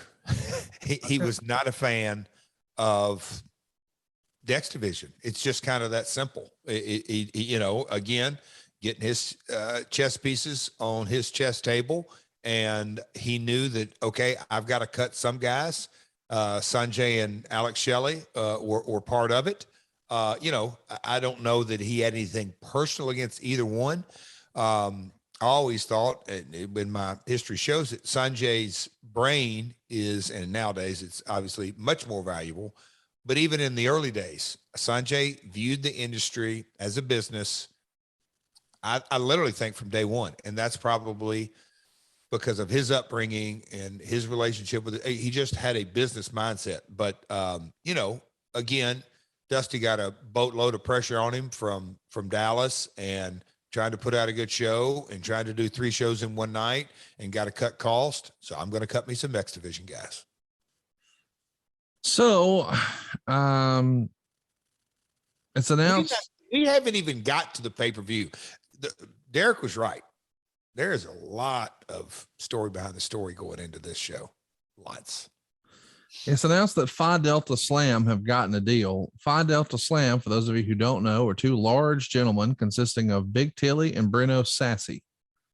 Meltzer would write, there's a lot of resentment on Phi Delta Slam. The two guys for the past 8 or 9 months have been driving Rhodes all over when he's in town. It isn't so much that they did so looking for jobs, although they clearly wanted in, because when they started, Rhodes had no power. Then Rhodes got booking power and their work paid off. But others are resentful that they got a spot because of it, and more are keeping a spot after looking so bad. So it is interesting. Got no time for you, Sanjay and Alex Shelley. But these two fellas here who nobody's heard of since, come on in. If this is not a lesson in, it's not what you know, but who you know, I don't know what is, right? Well, I'll play the role of, here's the story behind the story. Sanjay and Alex Shelley were both flights. Sanjay from DC, Alex Shelley from Detroit. Bruno and Tilly, no flights. Payoff for those two guys, Bruno and Tilly, much less. So economically, it was a win. Now, creatively, beauty's in the eye of the beholder. But, you know, Tilly's 350 and can come off the top. Bruno's probably 275. But they were known from the very beginning. Now, later that moved, that changed, but they were Dusty's buddies. And so Dusty, candidly, yes, got them on TV, but kind of put them in a bad position because they immediately got heat during that change. Yeah. It's that simple. Now, later, as in other episodes, to this day, me and Tilly text. Conrad, he's a huge Florida Gator fan. Obviously, I'm a Vol, and we always. Yeah, there you go. So, but we always go back and forth. I love those guys. Tilly, good dude, still good butt, but they gradually morphed into running the go position and were damn good about it because they would hold talent accountable. Like, be here, you're about to go on. And, you know, they found their role later once they stepped out of the ring. And to me, they were very valuable in the overall production of the show when we were blowing and going. Keith Mitchell could depend on them. When Keith said 3, 2, 1, send them, they were sent. It's reported later in the month that the deal actually didn't go through. The opportunity was canceled. I'm glad to hear that these guys still maintain some sort of a position behind the scenes, but it is interesting to take a look at Dusty and all the arrows he's taking here. Yes. It's reported in the Observer that you and your dad headed down to AAA in March to work out a deal with Antonio Pena. You wind up working the show teaming with Conan, but it's in the Observer that Pena blew you and your dad off. And your dad was especially hot that he, left Tennessee and flew down there and then was blown off. What do you remember about this story? That's bizarre. I read that in research. Totally fiction. It just didn't happen. I mean, yes, we went down there. But he didn't blow you off. No, God, no. I mean, I told Karen this story at WrestleCon. I think the night we did the deal where I was revealed as the mastermind of La Impresa, I said, and I told them, I said, way back, I think the town was Tampico that my father went to, which is over on the East Coast. They were always super nice and gave us time. And, you know, that's when Pena saw the vision in Rudo, Jeff Jarrett. And I think coming up pretty soon is the year I won Ray to Raise, King of Kings. So no, he never blew us off. I wonder, anyway, I wonder where Dave got that, because he got it from somewhere. Somebody in the back asked you or your dad how it went, and he said something like nothing, just in and out, just kind of a waste of time. I'm sure someone just bottom lined it like that, and then it became telephone, telegram, telewrestler. Oh, they blew him off. Guess so, yeah. Are you talking to Spike? When do you start talking with Spike? So the timeline, when we knew that there was a potential opportunity, again, we knew that the year was coming up. It was a massive investment, and best case scenario, they start paying us for the show. So I don't want to say at what month we gave up on that, but we were trying to make that happen. And because the ratings were good, but FS1, they weren't going to spend money on us. So when that was pretty clear, or becoming, like they just straight up shut it down, right? More or less. Yes. I mean, we went, can we have a conversation? No, that isn't the business model we're operating under. Of course, on their end, why wouldn't they want this money every week, but there was we began to understand, and they were diplomatic. They're not going to move. And of course we say, okay, we need to go get an offer, and maybe they'll come to the table then. And that's when the WGNs, let me time out right there. I know you make the pitch to FSN. I know, but hey, we've been doing a time, Bob, but the ratings have done well. Would you be interested in buying our show? They shut it down. And it's written in the Observer in late March that you, your dad, Dixie, and David Sahadi had a meeting with Spike sometime in late March. But the rumor at the time is that it was set up by Dixie. She supposedly had some sort of in with Spike. And it's reported that at the meeting, you and your dad do most of the talking, and Sahadi sort of helps you guys position TNA as the future of wrestling and WWE as being in the rearview mirror. Is that the way you remember it happening, that Dixie had a contact, that you four went, and that he helped position WWE as old news? Was this in March? I guess so, if Dave's reporting it. So yeah. So Bob and Janice, Dixie's parents, had a house in Puerto Vallarta, and their next door neighbors, I don't know if I should give out names, but I'll just say high ranking. Why wouldn't you give out names? Who the fuck cares? They're not listening. Oh, they may. Okay. All right, Conrad, you put a guy named Bruce Hinton, music executive. He super connected in the music industry. A friend of a friend, Doug Herzog, was the connection. Doug Herzog was the one who was a Viacom executive, and if you for years, right? Big dude. I mean, brilliant. Yeah. Brilliant. Bruce is brilliant in the music industry. Legendary. Hall of Famer in the music industry. Bruce, if you look at the people he produced, and they may not resonate with a lot of folks, but you don't get any higher. I mean, he legendary. Anyway, a connection of a connection came through the Carters, and they said, hey, we're going to get you a meeting with Spike. And I'm like, let's do this. And so David Zahadi, he took the lead, but we created a sizzle reel of highlights of what does our product look like. And so we had pay-per-view footage. We had, when you talk about the Rolodex, and you sometimes, to bring it up to modern day, when you see Tony Khan and all these stars come in, I mean, he's got a 7-minute sizzle reel, and you don't even have to, there's no way to put every star in that. But anyway, we had the people that we had in the early days of the asylum. We put together our sizzle reel and the production values and everything with it. So yes, the meeting was set, and I know I've told this story on the podcast, but the Dallas plane flew from Dallas to Nashville. Me and David Sahadi and my dad and Dixie Carter got on the plane, flew to New York, went in the meeting. How does Dave say it? I just want to quantify or what's Dave's description of the meeting? Because I remember this day vividly. This is one of the highlights of my business career. He didn't describe the meeting. Oh, he just said that Dixie had an in, and that Sahadi positioned TNA as the future of wrestling and WWE is the past. I got you. No, the video was we are the alternative, and here's how we are. That was the basis of the video. And I remember Jim Byrne, Kevin Kay, the folks in the room, for lack of a better word, what you do in a pitch meeting. You sell your ass off, and here's the product. And we are different. We are not the WWE, and give us a shot. And look, it's something that I witnessed with my own eyes. My dad, did he say a lot? No, but I learned he didn't have to. He's in the room. He's got gray hair, and that's a positive. At this time, he had 40 years of promoting under his belt. Here's his son who grew up in the business, worked for both companies, blah, blah, blah, blah, blah. David Sadi, his title at WWE, he's been around major productions. He's been around WrestleManias. And Dixie was the financial look. This isn't a private equity or angel investor.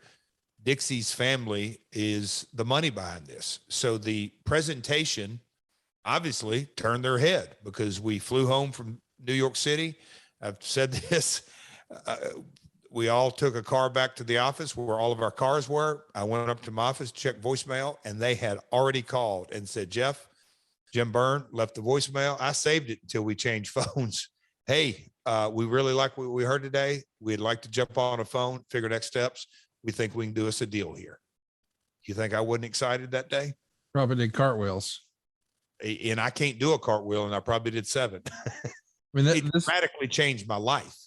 Is that the top 5 biggest moment in your career? Yes.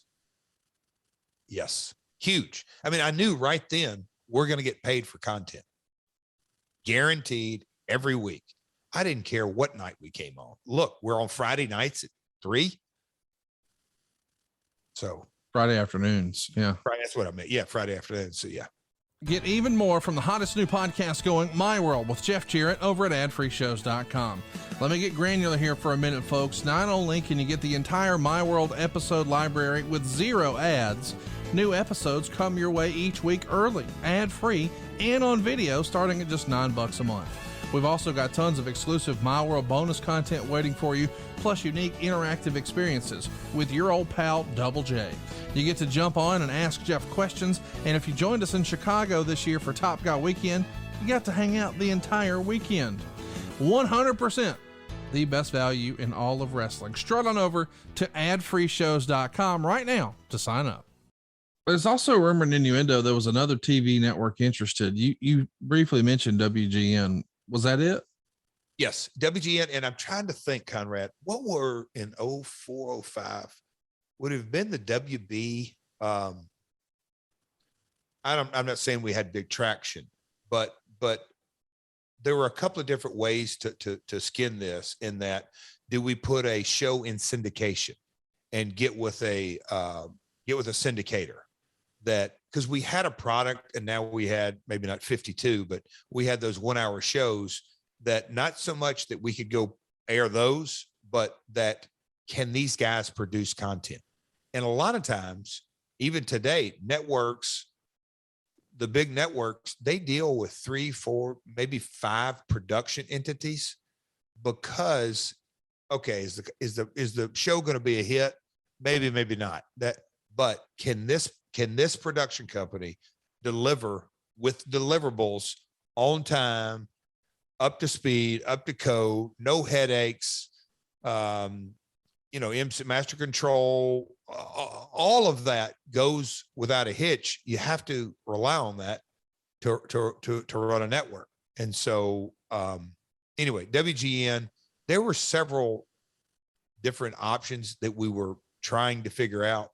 Obviously, Spike, having professional wrestling, was by far the number one. I can't wait for us to talk about this in long form some other time. Of course, this is just one of those many things that happened on the way to this pay-per-view. Another thing that happened on the way to this pay-per-view, the buys for Destination X come in. They're down 10,000 buys from the month prior. And the decision is made, let's make all the matches be cage matches for our next show. So is that the way you remember it happening? You get the buy rate report, and that's when your dad says, well, hell, if 2 sounds good, what about the whole card? So the buy rate report, you got to remember, we did 100, however many we did weekly. So a lot of pay-per-views. And then we got into our monthlies. I had quite a bit of time to understand just what a flash report was and a buy rate report was, and when they came in and how they came in and who they came from. And let's extrapolate it out. And for lack of a better word, is DirecTV's number included in this report or not? Is Dish's number included in this report or not? So this report that came in, I don't remember what was included or not, but the projection and the extrapolation was, oh, we're going to be down. We're going to be way down. Matter of fact, we could be as much as 10,000 buys down, you know, one of those. So I learned over time to somewhat take things with a grain of salt, but I can't say that Panda ever looked at it. They latched on to what they wanted to latch on to. And I was well aware of that. So let's talk about,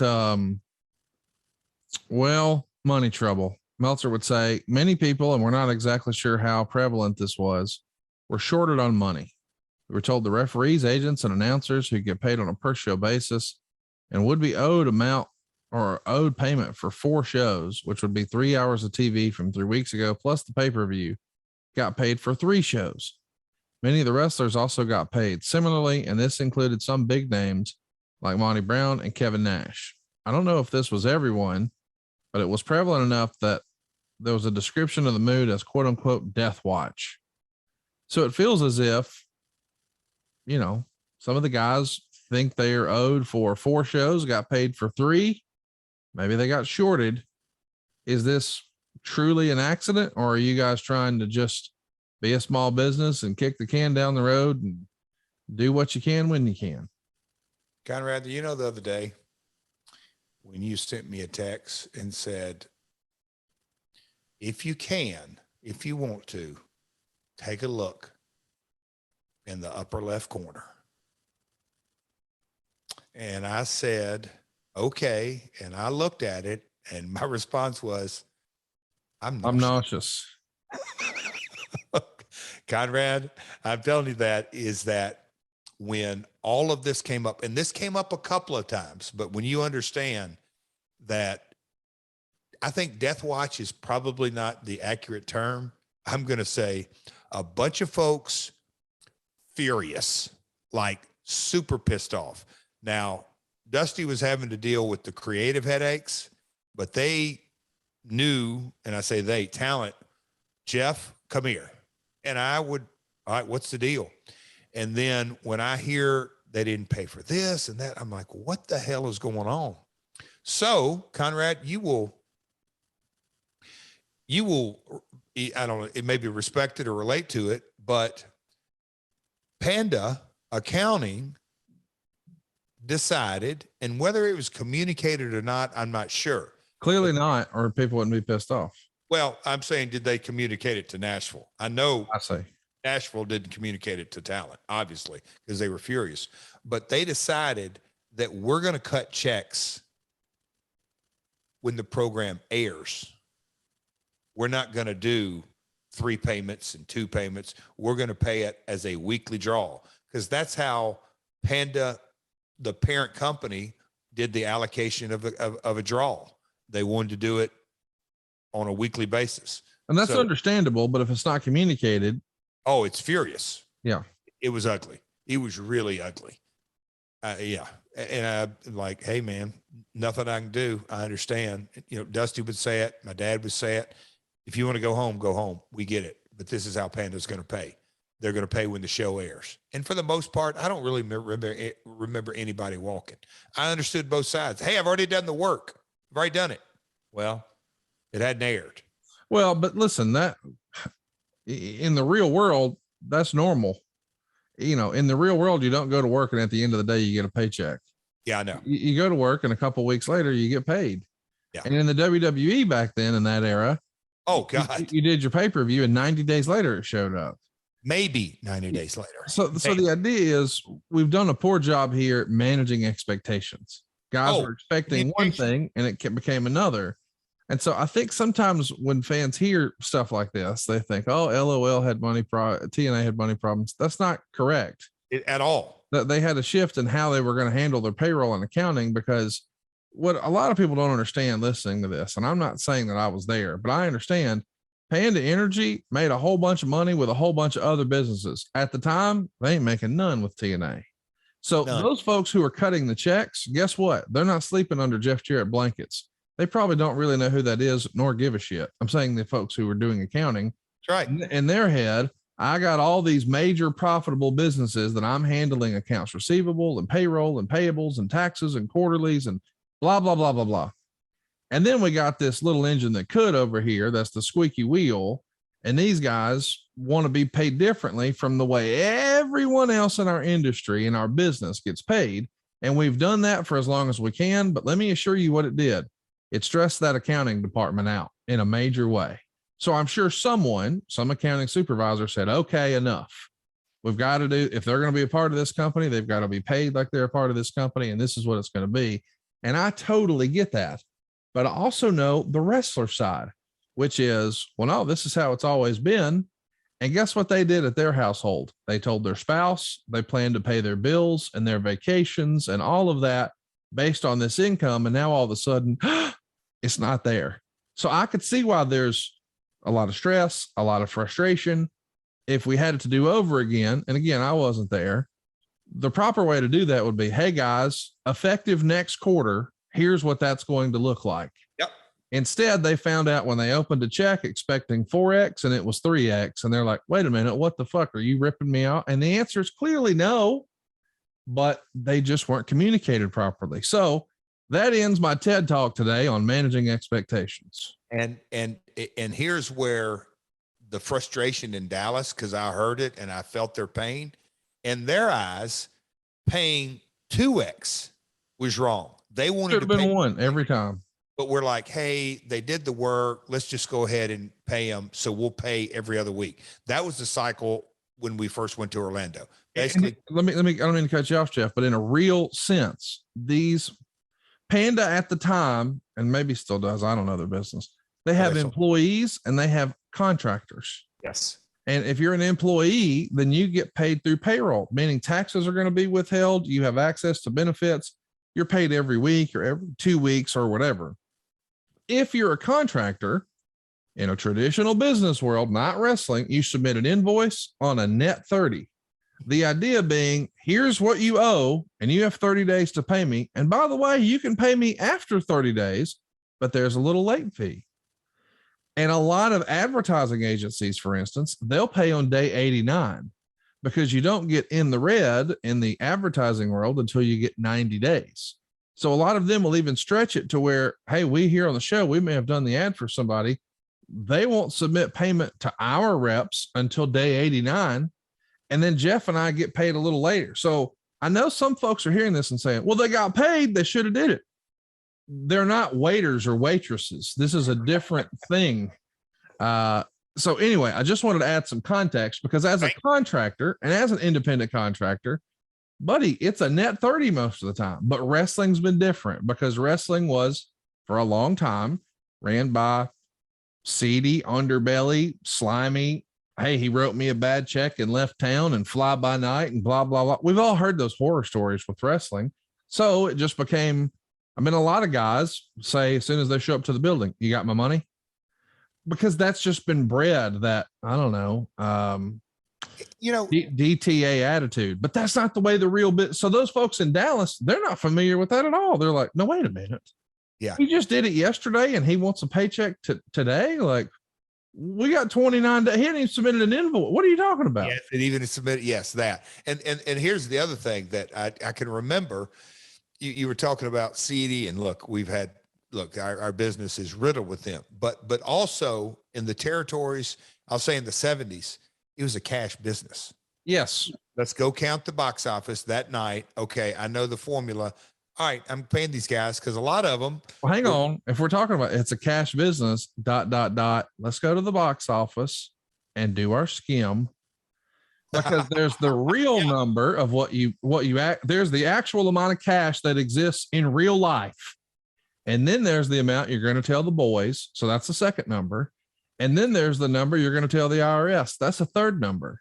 So what is the truth? But we know for sure that these shady promoters, they'd have this stack of cash. And buddy, if you think that was all reported to the IRS, you are mistaken. There are still old time wrestlers that are friends of Jeff and I who have hundreds of thousands of dollars in their safe at their house because nobody ever knew they got that because wrestling was a cash business. These days, that is not the case, especially when it's coming from a corporation the size of Panda. There ain't no such thing as a fat envelope there. They're all the same thickness. There just might be a few extra zeros on one here or there. Bingo. TED Talk is over, folks. Thanks for joining us. Yeah. So anyway, in terms of Dusty and his power, it's written in the Observer that Dusty basically went to the Carters to keep them funding the company when it was close to being shut down a few months prior. Of course, you set the record straight, but that was Dave's approach to that story. Let's talk a little bit about Matt Hardy. He's in the middle of some issues with himself, Edge, and Lita. He's going to wind up getting himself fired by the WWE. Johnny Ace does the dirty deed. When you hear about this, are you immediately trying to pick up the phone and see if there's anything you can do with Matt? I had a conversation. I don't say immediately, but pretty quick, and then kind of knew that wasn't going to be an option. Why? He wasn't interested, and contractually, it was just a little bit more stickier than I thought. But it was worth a due diligence call. And that happened often from guys that would come and go during that time frame. Is he available? Is he really not available? Does he have a non-compete, or is he really just going and sitting at home and waiting his contract out? I didn't really know what the situation was with Matt, and with Jeff working with us off and on literally since year one. I wanted to find out. He was really hot at the time, as a talent on WWE. Let's talk a little bit about some other stuff that's going on here. Jeremy Borash and Shane Douglas are putting together Hardcore Homecoming. What a really cool show that wound up being. It's going to happen the same weekend as ECW's One Night Stand. Did Jeremy come and communicate his interest in doing this to you? Was TNA ever considered for being a partner in this, or what do you remember about Jeremy Borash and Hardcore Homecoming? His side project, and look, I was just super talented guy, but I'll say Jeremy knew all of my eggs were in the TNA basket, and I wasn't attached to ECW in any shape, form, or fashion. So me as a talent, there was nothing there, but me as any tentacles from the TNA side, that was not going to be an option. Jeremy didn't need us, if for lack of a better word. And he had his blessing. I thought it was really a fascinating, cool idea how he approached it and went to work on it and had the access to it, and how he monetized it. It was that entrepreneurial spirit, which I absolutely love, certainly came out in JB during this project.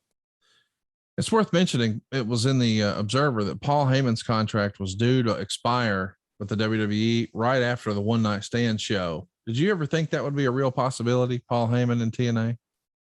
Never can afford it. I mean, I just knew, same with Jim Ross, same with a lot of folks, that Bob Carter and maybe Dixie, maybe Janice, or the attorneys, they may want to flirt with this, but when they start seeing real price tags,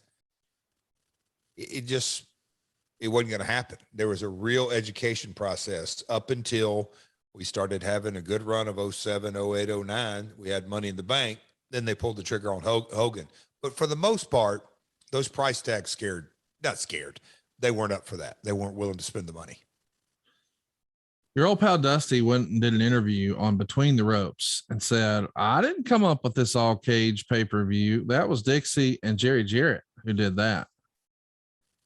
It's got to feel a little weird when your booker goes on a show and says, hey, I didn't come up with this plan. I chuckled. I completely chuckled. And because the wheels were coming off in that whole deal. And I'd know, by this time I understood that Dusty went out to Dallas and you need me and I want this job and I can do this and I can do that. And he came back and it wasn't all Dusty's fault, but a lot of ugliness and the 2-check and the 3-check and the talent and Kevin Nash and talent in and talent out. And it was a mess. And then he goes online and says that. I knew that wasn't going to sit well with Dixie because Dixie didn't want any stink on her, and rightly so, but it put stink on her. It was also written that when Sanjay Dutt comes back, he's effectively forced on Dusty. Dusty didn't want him here at all, but Sanjay's hired back against his wishes. Is that the way you remember that? Yes, I do. I think there were a couple of folks that they basically said, so Dixie was I want to time out here. He Yeah, didn't dislike Dusty. He didn't dislike Sanjay personally.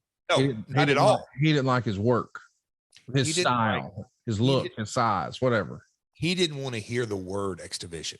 I see. He just didn't like it. And Dixie, in Spike meetings or that's later, but any kind of you name it, video game meetings, pay-per-view meetings, how are we different? X Division, out of anything, especially in the early days, it made us the alternative. It's something we used to say, you can actually hang your hat on the X Division because Vince doesn't have it. It was just that clear. I almost did it again. Dusty didn't really care about that. He's like, no, this is what I know, and this is how I want to draw money, and rightly so, because he did for many, many years. But being the alternative, especially in the pay-per-view world, was very, very important to In Demand and Direct and Dish. And how are we going to market your product differently? And that's where AJ Styles' value from day one was he look, this guy's different. Go watch him perform. You won't see this on the other channels. So no, it's never personal on Michael Shane, Alex Shelley, Chris Sabin, Sanjay Dutt, Chris Daniels, none of them. It was not personal. He just didn't like that style of wrestling. So Rhino's released by WWE at the time. Is that somebody who's immediately on your radar? I liked it. I always, and he had a tight relationship with Scott D'Amore, but yes, I always liked Rhino's work. Hard worker and had a persona. Just look at him. He looked like a Rhino. Kid Kash went and did a radio show and blasted the company and got himself fired.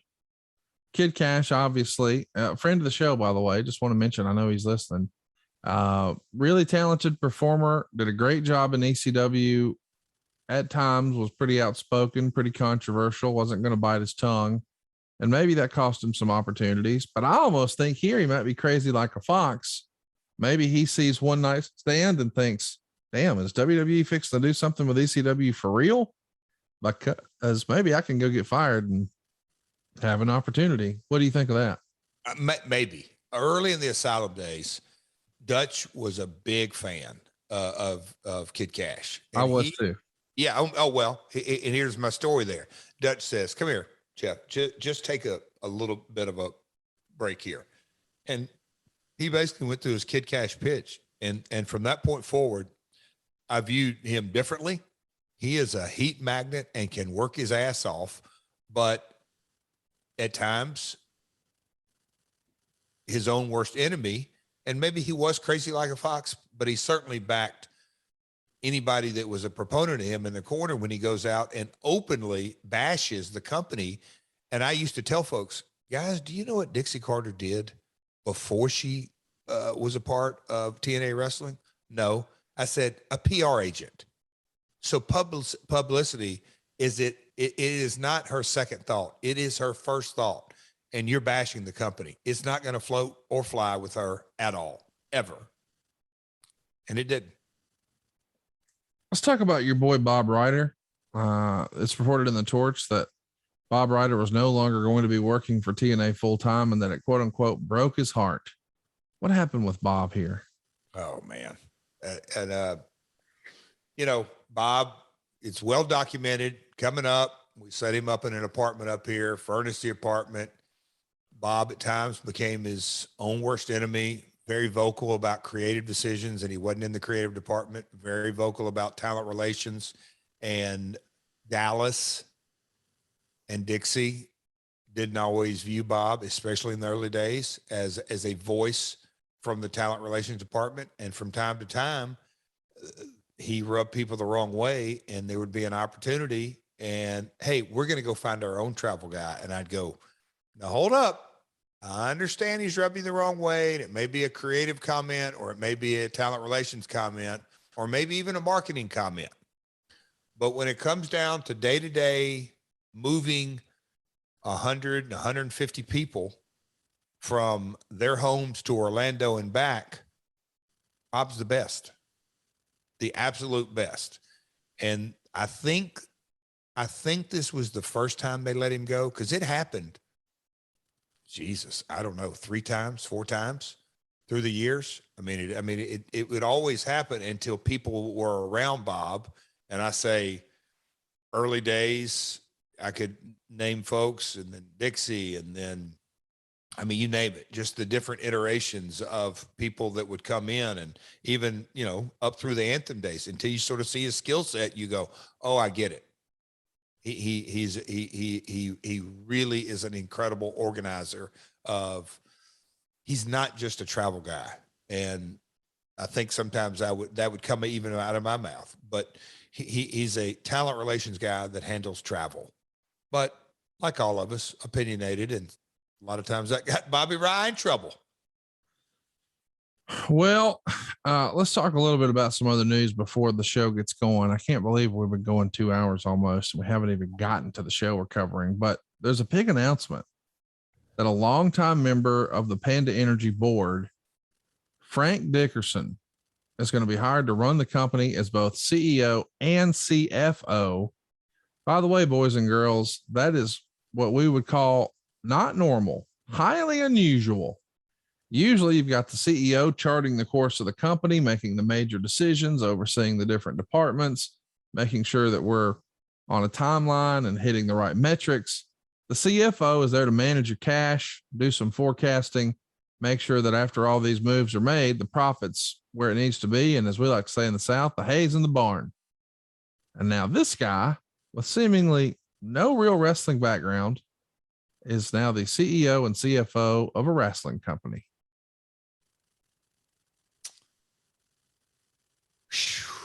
Folks that know this will just chuckle. This was now 02, 03, 04. It was such a lean and mean operation. But when Panda came on, Janice and anyway, Dallas, they would start requesting, can I see an org chart? Can I see an org chart? It became a running joke all the way up through 2000, 10, 11, 12. I mean, when Bruce and Eric and Vince and the 5-headed monster and all that kind of stuff. But can I see an org chart? This was the first time that I thought, well, they've requested it. This is going to be interesting, because Dixie's title was the president of TNA Entertainment. Okay, so I don't know if my dad was in or out at this time, but you have Jeff and Jerry Jarrett and Dixie, but then you have Frank Dickerson. And I think you caught this, but this wasn't a guy just stepping in that Panda hired. This is a Panda board member. And when I say that, 5 or 6 power plants around the globe. Yeah. He was a board member of a $1 billion organization. Yes. This is a brilliant dude, lives over in the Carolinas to this day. A buddy of mine stayed in his house well after my time had come and gone, and his time had come and gone. But when he came in, I don't think I can overstate that the excitement I had, because he's a business guy and he came right up and had no problem. You're the wrestling guy, and I'm here in a lot of ways to be your biggest supporter, because it's pretty apparent that Dallas is not happy how things are run, and this is happening and that's happening. And I'm here to clear up all the headaches, and you need to go produce a show that makes us money. I mean, that was kind of the long and short of it. And it was rough around the edges as we were getting things going. But when you put a board member and you move him and get him a corporate apartment, he's going to be in Nashville 2 or 3 days a week. Conrad, from a small business mindset, this was a big step, a big commitment from a board member, a big commitment from Panda, Frank personally, his wife. It was a big step. I mean, a really big step. I'd forgot that he was double titled, but it was the beginning of that org chart that never got really submitted or solved 10 years later or 8 years later or whatever it was. It also feels like something that could make a lot of folks very nervous. Change is coming. Oh yeah, for sure. It's also reported that Dixie announced the decision to the staff and the wrestlers before the show. Do you think that was to put some mind at ease about the whole payroll shortage thing? About, hey, maybe the idea was the left hand doesn't know what the right hand's doing. Okay, well, now we got a representative here, and he's going to help us smooth all that out. Is that sort of the thinking? Oh, for sure. All the above. And again, nobody really knew outside of a very small circle that we had brought that investor to the table and that they had shot it down. But I knew in my mind, this is another monumental commitment that Panda is contributing to the team. And yes, you've already went into it in your TED talk. There was a massive screw up in communication and execution, but this is a validation that, okay, we ain't going nowhere. I mean, at all. TNA is here. And we had been walking, and some folks more than others have been walking on thin ice for quite some time. So let's talk about the decision for who goes last. It's made, you guys make the decision. It's going to be AJ and Abyss who close the show. That's a big vote of confidence for those guys, is it not? Yes, but I kind of think that was a no-brainer when you looked at the card from top to bottom. I mean, in no uncertain terms, it was guaranteed a really good match. Let's talk about Kevin Nash. He shows up the day of the show. He's got a staph infection. He's unable to wrestle. Was there any heads up about him having a staph infection? I feel like there was, I don't remember specifics, but I feel like we had enough of an advance notice that things aren't going in their direction. We knew Kevin was they knew Kevin, or Dusty knew Kevin was unhappy. I don't recall all the specifics of all this. The actual pay-per-view opens up and we show his staph infection on camera to kind of validate it. He also has a movie coming up, and it's reported in the Torch that with this being a cage match or a cage show, he expected there'd be a lot of blood, and he's apparently nervous because TNA doesn't test for HIV. Did you ever hear that? Yeah, I heard it. I kind of think it was. I'm not saying this to be funny, but we started to learn a little bit about blood disease and HIV specifically, really in large part because of Magic Johnson. And that sounds silly, but he was really the first. I remember when COVID first started, it was just this thing. And then when Tom Hanks got it, America went, what? Tom Hanks got it. And so now it was very much on everybody's radar. And it was sort of the same thing with Magic Johnson. And I'm not saying this to be rude, but once upon a time, this sounds awful, but once upon a time, a lot of Americans thought, well, HIV and AIDS, that only affects homosexual males. And the idea that Magic Johnson got it was like, wait a minute, what? Mm-hmm. And so for the first time, America had a conversation about it. But that at this point was 15 years prior or more. And in the Observer here that the Torch, or not the Torch, or not the Observer, but the Torch was reporting that TNA didn't test for that. How far behind the times was wrestling? Well, I don't think it was necessarily just TNA specifically, but it feels almost as if a lot of folks in wrestling turned a blind eye to that and thought, well, that wouldn't happen here. Is that fair to say? Expense from the personal experience that, and I don't know when that first conversation came into play with Panda. When we were running one show a week at the Asylum, I can assure you, it's one payday. We weren't thinking testing on any level, but once we continue to make a few more baby steps, all the steroid and recreational, all those kind of tests came into play. And when you look at the dollars and cents that come in and the amount of work we're giving these guys, that was a discussion. But the AIDS testing, that's a good question that I don't know that we ever had a lengthy discussion on your point here that, as far as an AIDS test and potential blood in the ring or blood in the ring. Let's talk about the show. We're finally here. Oh, before we do, Nah, let's just go ahead and do it. The dark match that day was Conan and Ron Killings. They're going to win a 3-way over Lex Lovett and David Young, Andy Douglas, and Chase Stevens. Conan's doing a shoe spot, which Meltzer says is like the TNA version of Mr. Sacco. People have been fired up about the shoe, and hey, he got it over. But even on the pre-match show, there's blood. Woof. The first match is Apollo and Sonny Siaki. They're taking on Chris Candido and Lance Hoyt. I think this is one of the last times we would sadly see Chris Candido. This is a big match here for a lot of reasons, but think about the star power. Apollo once upon a time thought to be maybe the biggest home run coming from Puerto Rico in decades.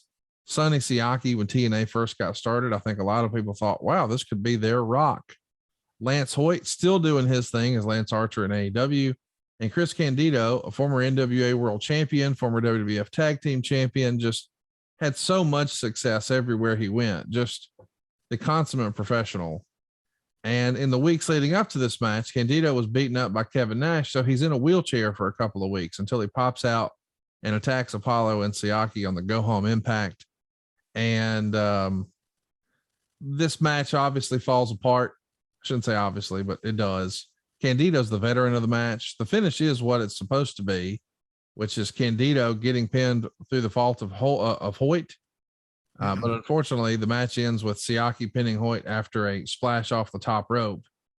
Something goes on here where, unfortunately, Chris Candido broke his ankle. And sadly, as everyone knows now, I think, this winds up being Candido's last match. He passes away just 4 days later in New Jersey. And a lot of people said, oh, it was pneumonia. Other people said, no, it was actually a blood clot after he broke his ankle. It shouldn't have flown. Either way, Chris Candido gone at just 33 years old just doesn't seem fair. My goodness. We just recently passed what would have been his 50th birthday. And I can only imagine the amount of fun Chris Candido would be having in wrestling today. It's so sad. Real quick, just getting granular. You talk about the blood in that first match. I mean, in the pre-show match. So that pre-show was seen on DirecTV, and I don't know if we were trying to get it on YouTube yet, but anyway, we wanted to illustrate a little blood in the pre-show match of a preview of Don and Mike saying, folks, tonight, this guy and blah, blah, blah. You're going to see a lot of blood, essentially. That was what we were selling. The alternative to Mania. But, because Chris Candido and Tammy came to Tennessee early. I mean, gosh, Chris was 19 or 20. I mean, yeah, he was a kid, and so was she. Yeah. So young. And then, he had done his ECW and Triple Threat and all that kind of stuff. And here he was, a joy to be around, a lot of fun, that quirky sense of humor. And then literally, Conrad, it's like the first 20 seconds of the match. Because I remember being told in the back, you can watch it back on replay. It's like, hey, man, Chris broke his leg. I said, have they started? I mean, it was that quick. It was opening spot. And then it took him a bit, but they got him out of the ring. So sad. And then the next thing you hear is he flew home and anyway, a bunch of us flew up. The funeral was so sad. Just to it was real hot. We were all sitting close to, at like any funeral, we were pouring with sweat, but man, it was sad. Just 33 years of age. What would have gone too soon, man. A higher plan, a higher power that has the answers that we don't. While taking a bump, his foot got stuck underneath Siaki and it broke. He suffered a dislocated ankle, a fractured fibula and tibia. The next day, he underwent surgery and had steel plates inserted in his ankle. He was supposed to be out of action for 3 months. The next evening, while having dinner, he complained he wasn't feeling well, rushed to the hospital. There you go. Pronounced dead. A lot of people were speculating at the time, oh, maybe it was drugs, but most people believe, man, he flew too soon after having that surgery. Wanted to go home. That's what I remember. Blood clot. I get it. He got surgery. He felt okay. I'm going to get home and rest up. Yeah. So sad. Unbelievable. Sonny over the years Tammy was pretty critical of TNA, saying that the company didn't send her his last paychecks, but they did send a ham. Did you hear that? Send a ham.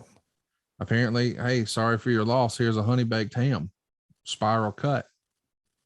It's not funny, but the way you say it. That's what she says, bro. She says she does interviews and says they would tell me we weren't married. He's no longer with us. We can't issue the check to you, but they did send me a fucking honey baked ham. I'm not aware of the ham. Wow. That's another tragic story as well. I'll just say that. The disease of addiction left untreated, death, jails, or institutions. There are no other options than those three. I don't really want to talk about Tammy. The Candido thing, man. Golly, 33. 33. I know. In the funeral, it kind of, no, it did. It did. It that's when the weight and the heaviness of a situation, you see his, oh man, family there. You just go, wow, he just wrestled on pay-per-view, went to the ring Sunday, going to teach these young kids how to do it. And then boom, gone. The suddenness is sad. Dustin Rhodes beat Bobby Roode in 2 out of 3 falls in 15 minutes and 15 seconds. Meltzer would say the rules changed the day of the show to it being a best of 3 falls match in a cage, but only the third fall, if needed, would be under blindfold rules. The idea is if the people crapped on the outdated stiff, they would at least have done a decent match first. Yeah, this is real. They did a blindfold stip here. Cassidy Riley's. No, in the third one. Yeah, that's what I'm saying. Just on the third fall. Yes, but still, whatever it is, blindfolds, Lord. Rhodes gets the chair. Cassidy Riley comes out, tells him where Roode is. I know it makes no sense. He hit him perfectly, but he did, and he got the pin. Meltzer gave it a 1.25 stars. This is some overbooked horse shit, Jeff. You think? By the way, 17 years later, Bobby Roode and Dustin Rhodes are still killing it. Who'd have thought? Next up, Shocker wins a 4-way over Michael Shane, Sanjay Dutt, and Chris Sabin in 15:35. The rules here were the first 2 guys will be eliminated by pinfall or submission. And then with 2 guys left, it becomes whoever gets out first becomes the number 1 contender. So we're 2 matches in, and we've already had a 2 out of 3 falls matches with a blindfold. And now we've got pinfalls and submissions, then an escape. And both of them, why didn't we go 2 out of 3 falls and just escape? I don't know. I don't have the answer to that. I don't know what went into the thinking as well. I was a talent on this show. That's the truth. Meltzer calls it creative booking when you're looking to screw the heel ref over, but it was a weak win and a good match. Observer gave it 3.5. Torch gave it 2.5. Then a replay is shown of Candido's leg injury. I'm not a fan of showing replays when guys get hurt for real like this. I wish they wouldn't do it in wrestling. I think in hindsight, had we known what was going to happen, there's no way we would have done it, but who would have known? But Lord have mercy. Yeah. Next up, we've got a tables and chairs match in a cage. Yep. Raven and Jeff Hardy. The rules were one person has to put the other person through a table to win. Of course, Raven's going to start bleeding. Jeff's going to climb to the top of the cage. It looks like he decides right there he's not taking the bump and kind of sits down, and he does a swanton through a table when Raven moves. So Raven stacks up 4 tables, and eventually Hardy throws Raven off. He doesn't go through the tables, and then Jeff hits him with the swanton through the tables to get the win. Meltzer says it's better than you'd expect. Keller called it a solid stunt match. Wade gave it 2.5 stars. Dave gave it 3.25. How do you keep following this? Like, I'm just wondering, as far as the old school fundamentals of wrestling, we're setting a real big precedent here. How do we top one after another like this? So match order. And again, I'm not exactly sure. Dusty ultimately laid down the law and order or had collaborative efforts or whatever it may be.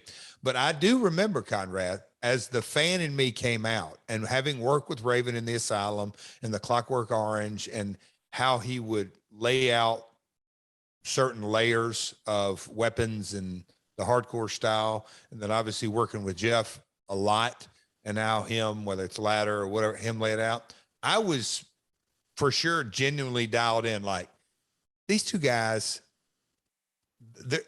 it's not going to be oil and water. They're going to make it work, and they're going to make it work in a way that we're not going to expect. It's going to be a good match. So you can sort of see the progression of the whole deal, that the, X division, or the 2 out of 3 fall, and then the X division, as far as it appears the violence grew throughout the night. Let's try to rush through the rest of the show here, because I know we've gone long. I'm sure we've got some listener fatigue. We're over the 2-hour mark. Sorry, Conrad. The NWA World Tag Team titles are on the line. America's Most Wanted up against Team Canada, which is Petey Williams and Eric Young. They go 15-10, loaded with gimmicks here. Meltzer calls it a good match. He gave it 3.5 stars. Torch gave it 2 3/4 stars. All these years later, it's fun for me to see that the finish of this match, the Canadian Destroyer, is still one of the most over moves. What a creator young Mr. Pete was, right? No comment. Let's move on. Christopher Daniels retains the X Division title over Elix Skipper, 15 minutes and 23 seconds. They're doing a tease for the big cage spot like Elix did before, but thankfully it didn't happen. I say thankfully because I hope no one ever attempts that again. Ultimately, Daniels gets the win, hitting the Angel's wings. Observer gives it 3 1/4 stars. Torch gives it 3.5 stars. And now we've got DDP, Sean Waltman, and BG James, who's in for Kevin Nash, taking on Monty Brown, and Outlaw. It's a lethal lottery match. Why does BG get the shot? Why is he in there with I racked my brain, and I should have called Brian. I don't know. Was he the warmest body around, or the best option, or is it something that Dusty had the vision for? I don't know. That's a good question. Maybe we can maybe it's just a swerve. We know that you and him had history once upon a time. We know that him and Billy Gunn, the Outlaw hair, had history at one. Maybe that makes sense. Well, Conrad, maybe we can get it answered over on Oh, You Didn't Know. Yeah, there's a new podcast. Road Dogg Brian James has a podcast now with Ryan Katz. If you're not familiar with Ryan Katz, Google him, buddy. He's got a wrestling resume like nobody else, but what you most know him for is his behind the scenes work with WWE. So we're taking a tour down memory lane here for TNA, but over on Oh, You Didn't Know, you'll be able to hear stories about the territories for sure, about doing enhancement work for WCW, of course, but maybe most importantly, that incredible run he had with the WWF on camera, but more importantly, behind the scenes in recent years. Let's not forget Road Dogg was a whole lot more than a guy who just did a rap on the way to the ring. He's a guy who not only served our country, he was the head writer for SmackDown. So he knows all the goods on Mr. Vince McMahon, and you want to check it out. It's Oh, You Didn't Know, totally free anywhere you enjoy podcasts. That's Oh, You Didn't Know. You start with Waltman, you go 5 minutes before everyone else begins to enter. It can't end until everyone is in. BG and Billy don't really work against each other. It's held for a special spot. The finish is a mess, according to Meltzer. Waltman's supposed to hit a Rana on Brown, but he just sort of falls off him. And it takes another minute to set the spot back up. And yes, Sean Waltman pins Monty Brown.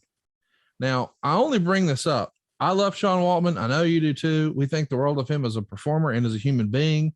But Monty Brown had been a TNA original, if you will, or as Jeff calls it, E-original, pushed to the moon. And now Sean Waltman's pinning him. Now, that's not a big deal on the surface, I guess. But he's not booked on TV afterwards, which makes it like, huh? What? Meltzer would say there was lots of backstage second guessing around Brown being the one booked to lose the fall, particularly by those who felt Rhodes books this stuff without the deepness of thought. The feeling was with Jarrett headlining the next pay-per-view, he shouldn't lose, but Outlaw had no reason not to lose since Brown should be the next guy they're grooming. Instead, Brown came out of the match the coldest he's been in a long time.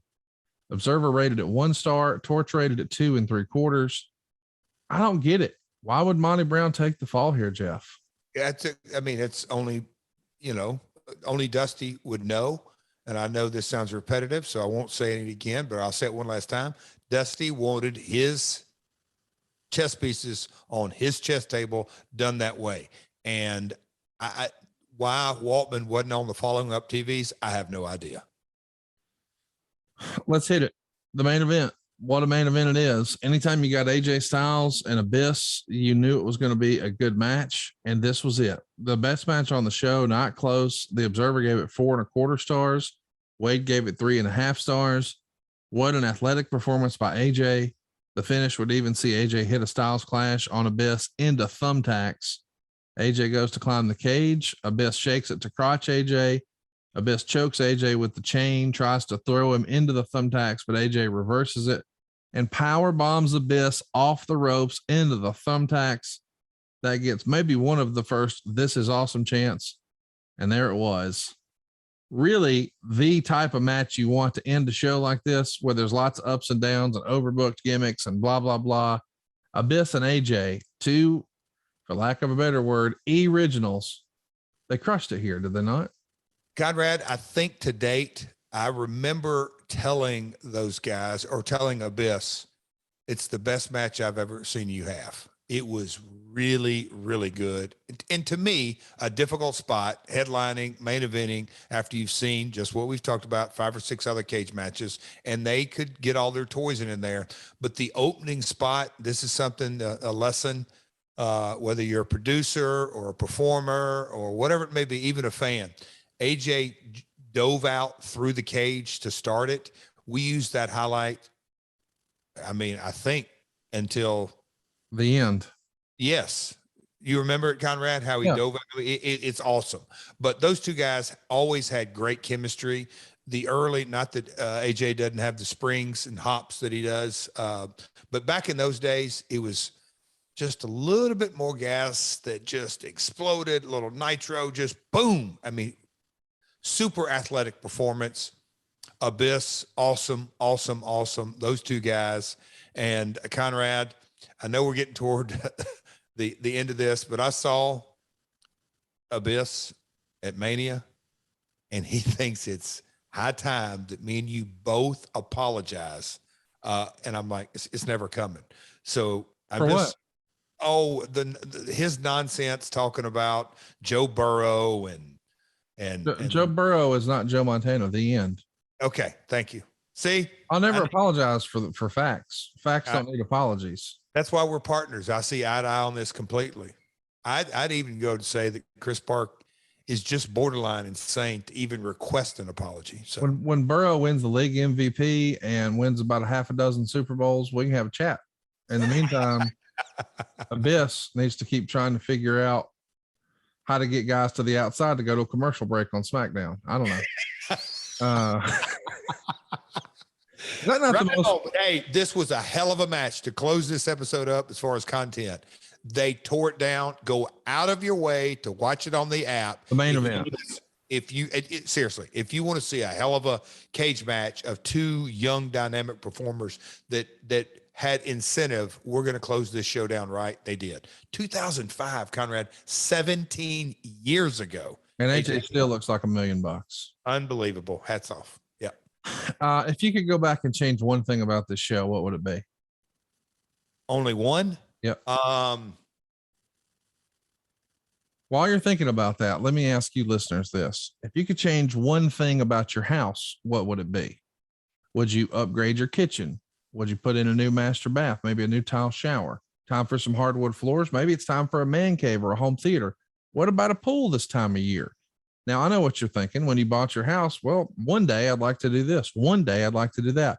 Why not make someday today? Do it right now at savewithconrad.com. Here's what we're talking about. All of a sudden, your house is worth more than ever.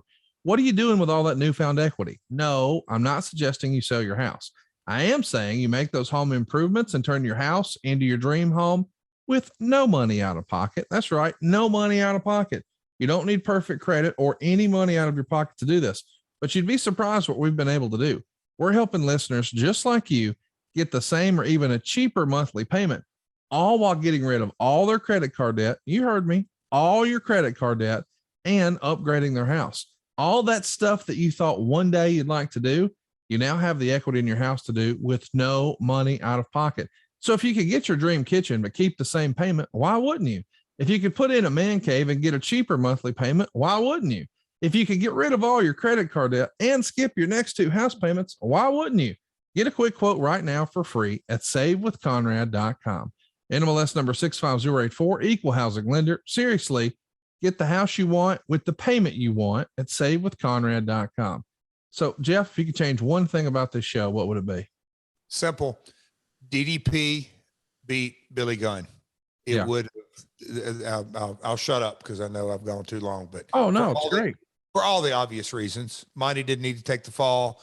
DDP did the favor for me the month before. In this kind of setting, it would have kind of right-sized the ship. Well, next week we'll be discussing the third lockdown pay-per-view ever. We just talked about the first one. We're going to go forward to the third one. So this will be 15 years ago, talking 2007.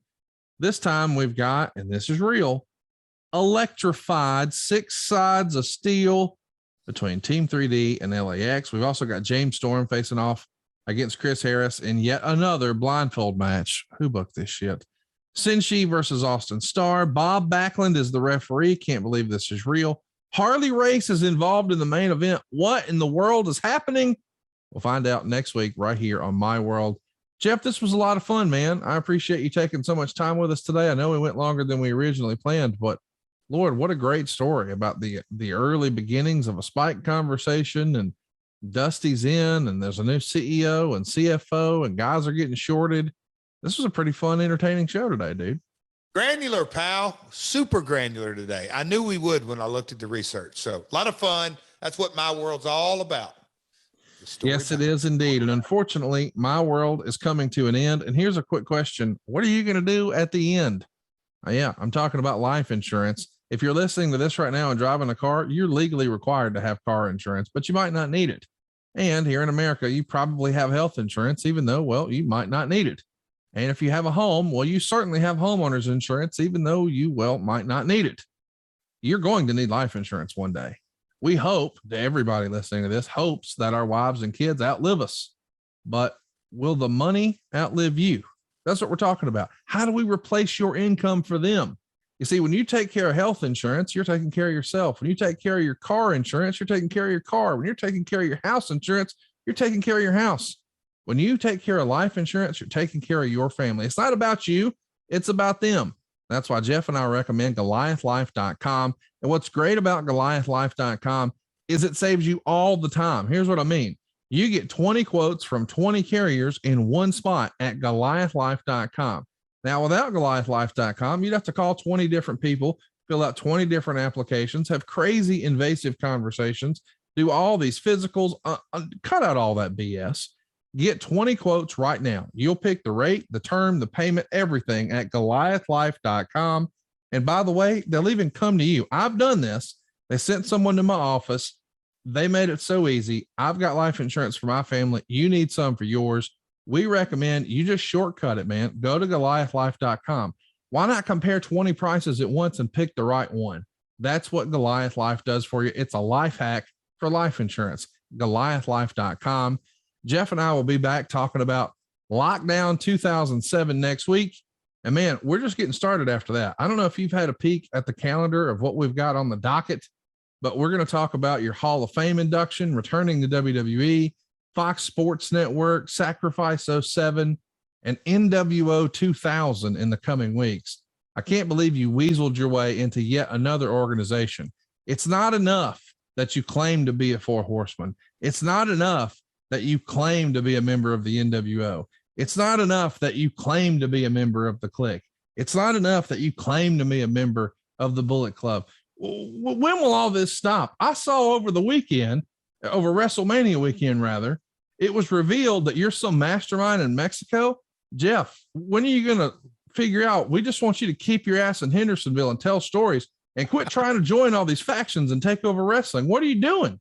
They're sucking me in, Conrad. That's how it is, pal. That's exactly how it is. Did you know today's 50? This is our golden show. Our 50th episode? 50th episode, pal. Did you think you'd have made it 50 episodes? You put up with me 50 episodes, pal. How about that? You deserve a gold star today.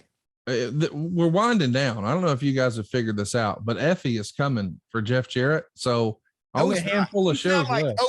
Cody goes, yeah, you're scared of him. You're scared of him. You're scared of him. He put an open challenge out to you in San Francisco. You going to show up, Dad? You going to show up? I say, Cody, it's none of your business. Ooh, that got under his crawl. Wow. Okay. Well, stay tuned, boys and girls. We'll see what's next for Jeff Jarrett, old Double J, and Effie over on Game Changer Wrestling. I'm sure you can get all the information at picklefight.com. Until next week, we are at My World Pod. And of course, I am at Hey, it's Conrad. He is at Real Jeff Jarrett. And we are out of time. We'll see you next week right here on My World. Peace, my friend. Hey, it's Conrad Thompson. Thanks for checking out the podcast here on YouTube. Be sure to hit the subscribe button and the notifications bell so you get a notice anytime we upload some new content. And go save yourself some money right now. If you're in a 30-year loan or you have credit card debt, it's not a matter of if I can save you money. It's a matter of how much. Find out right now for free at savewithconrad.com.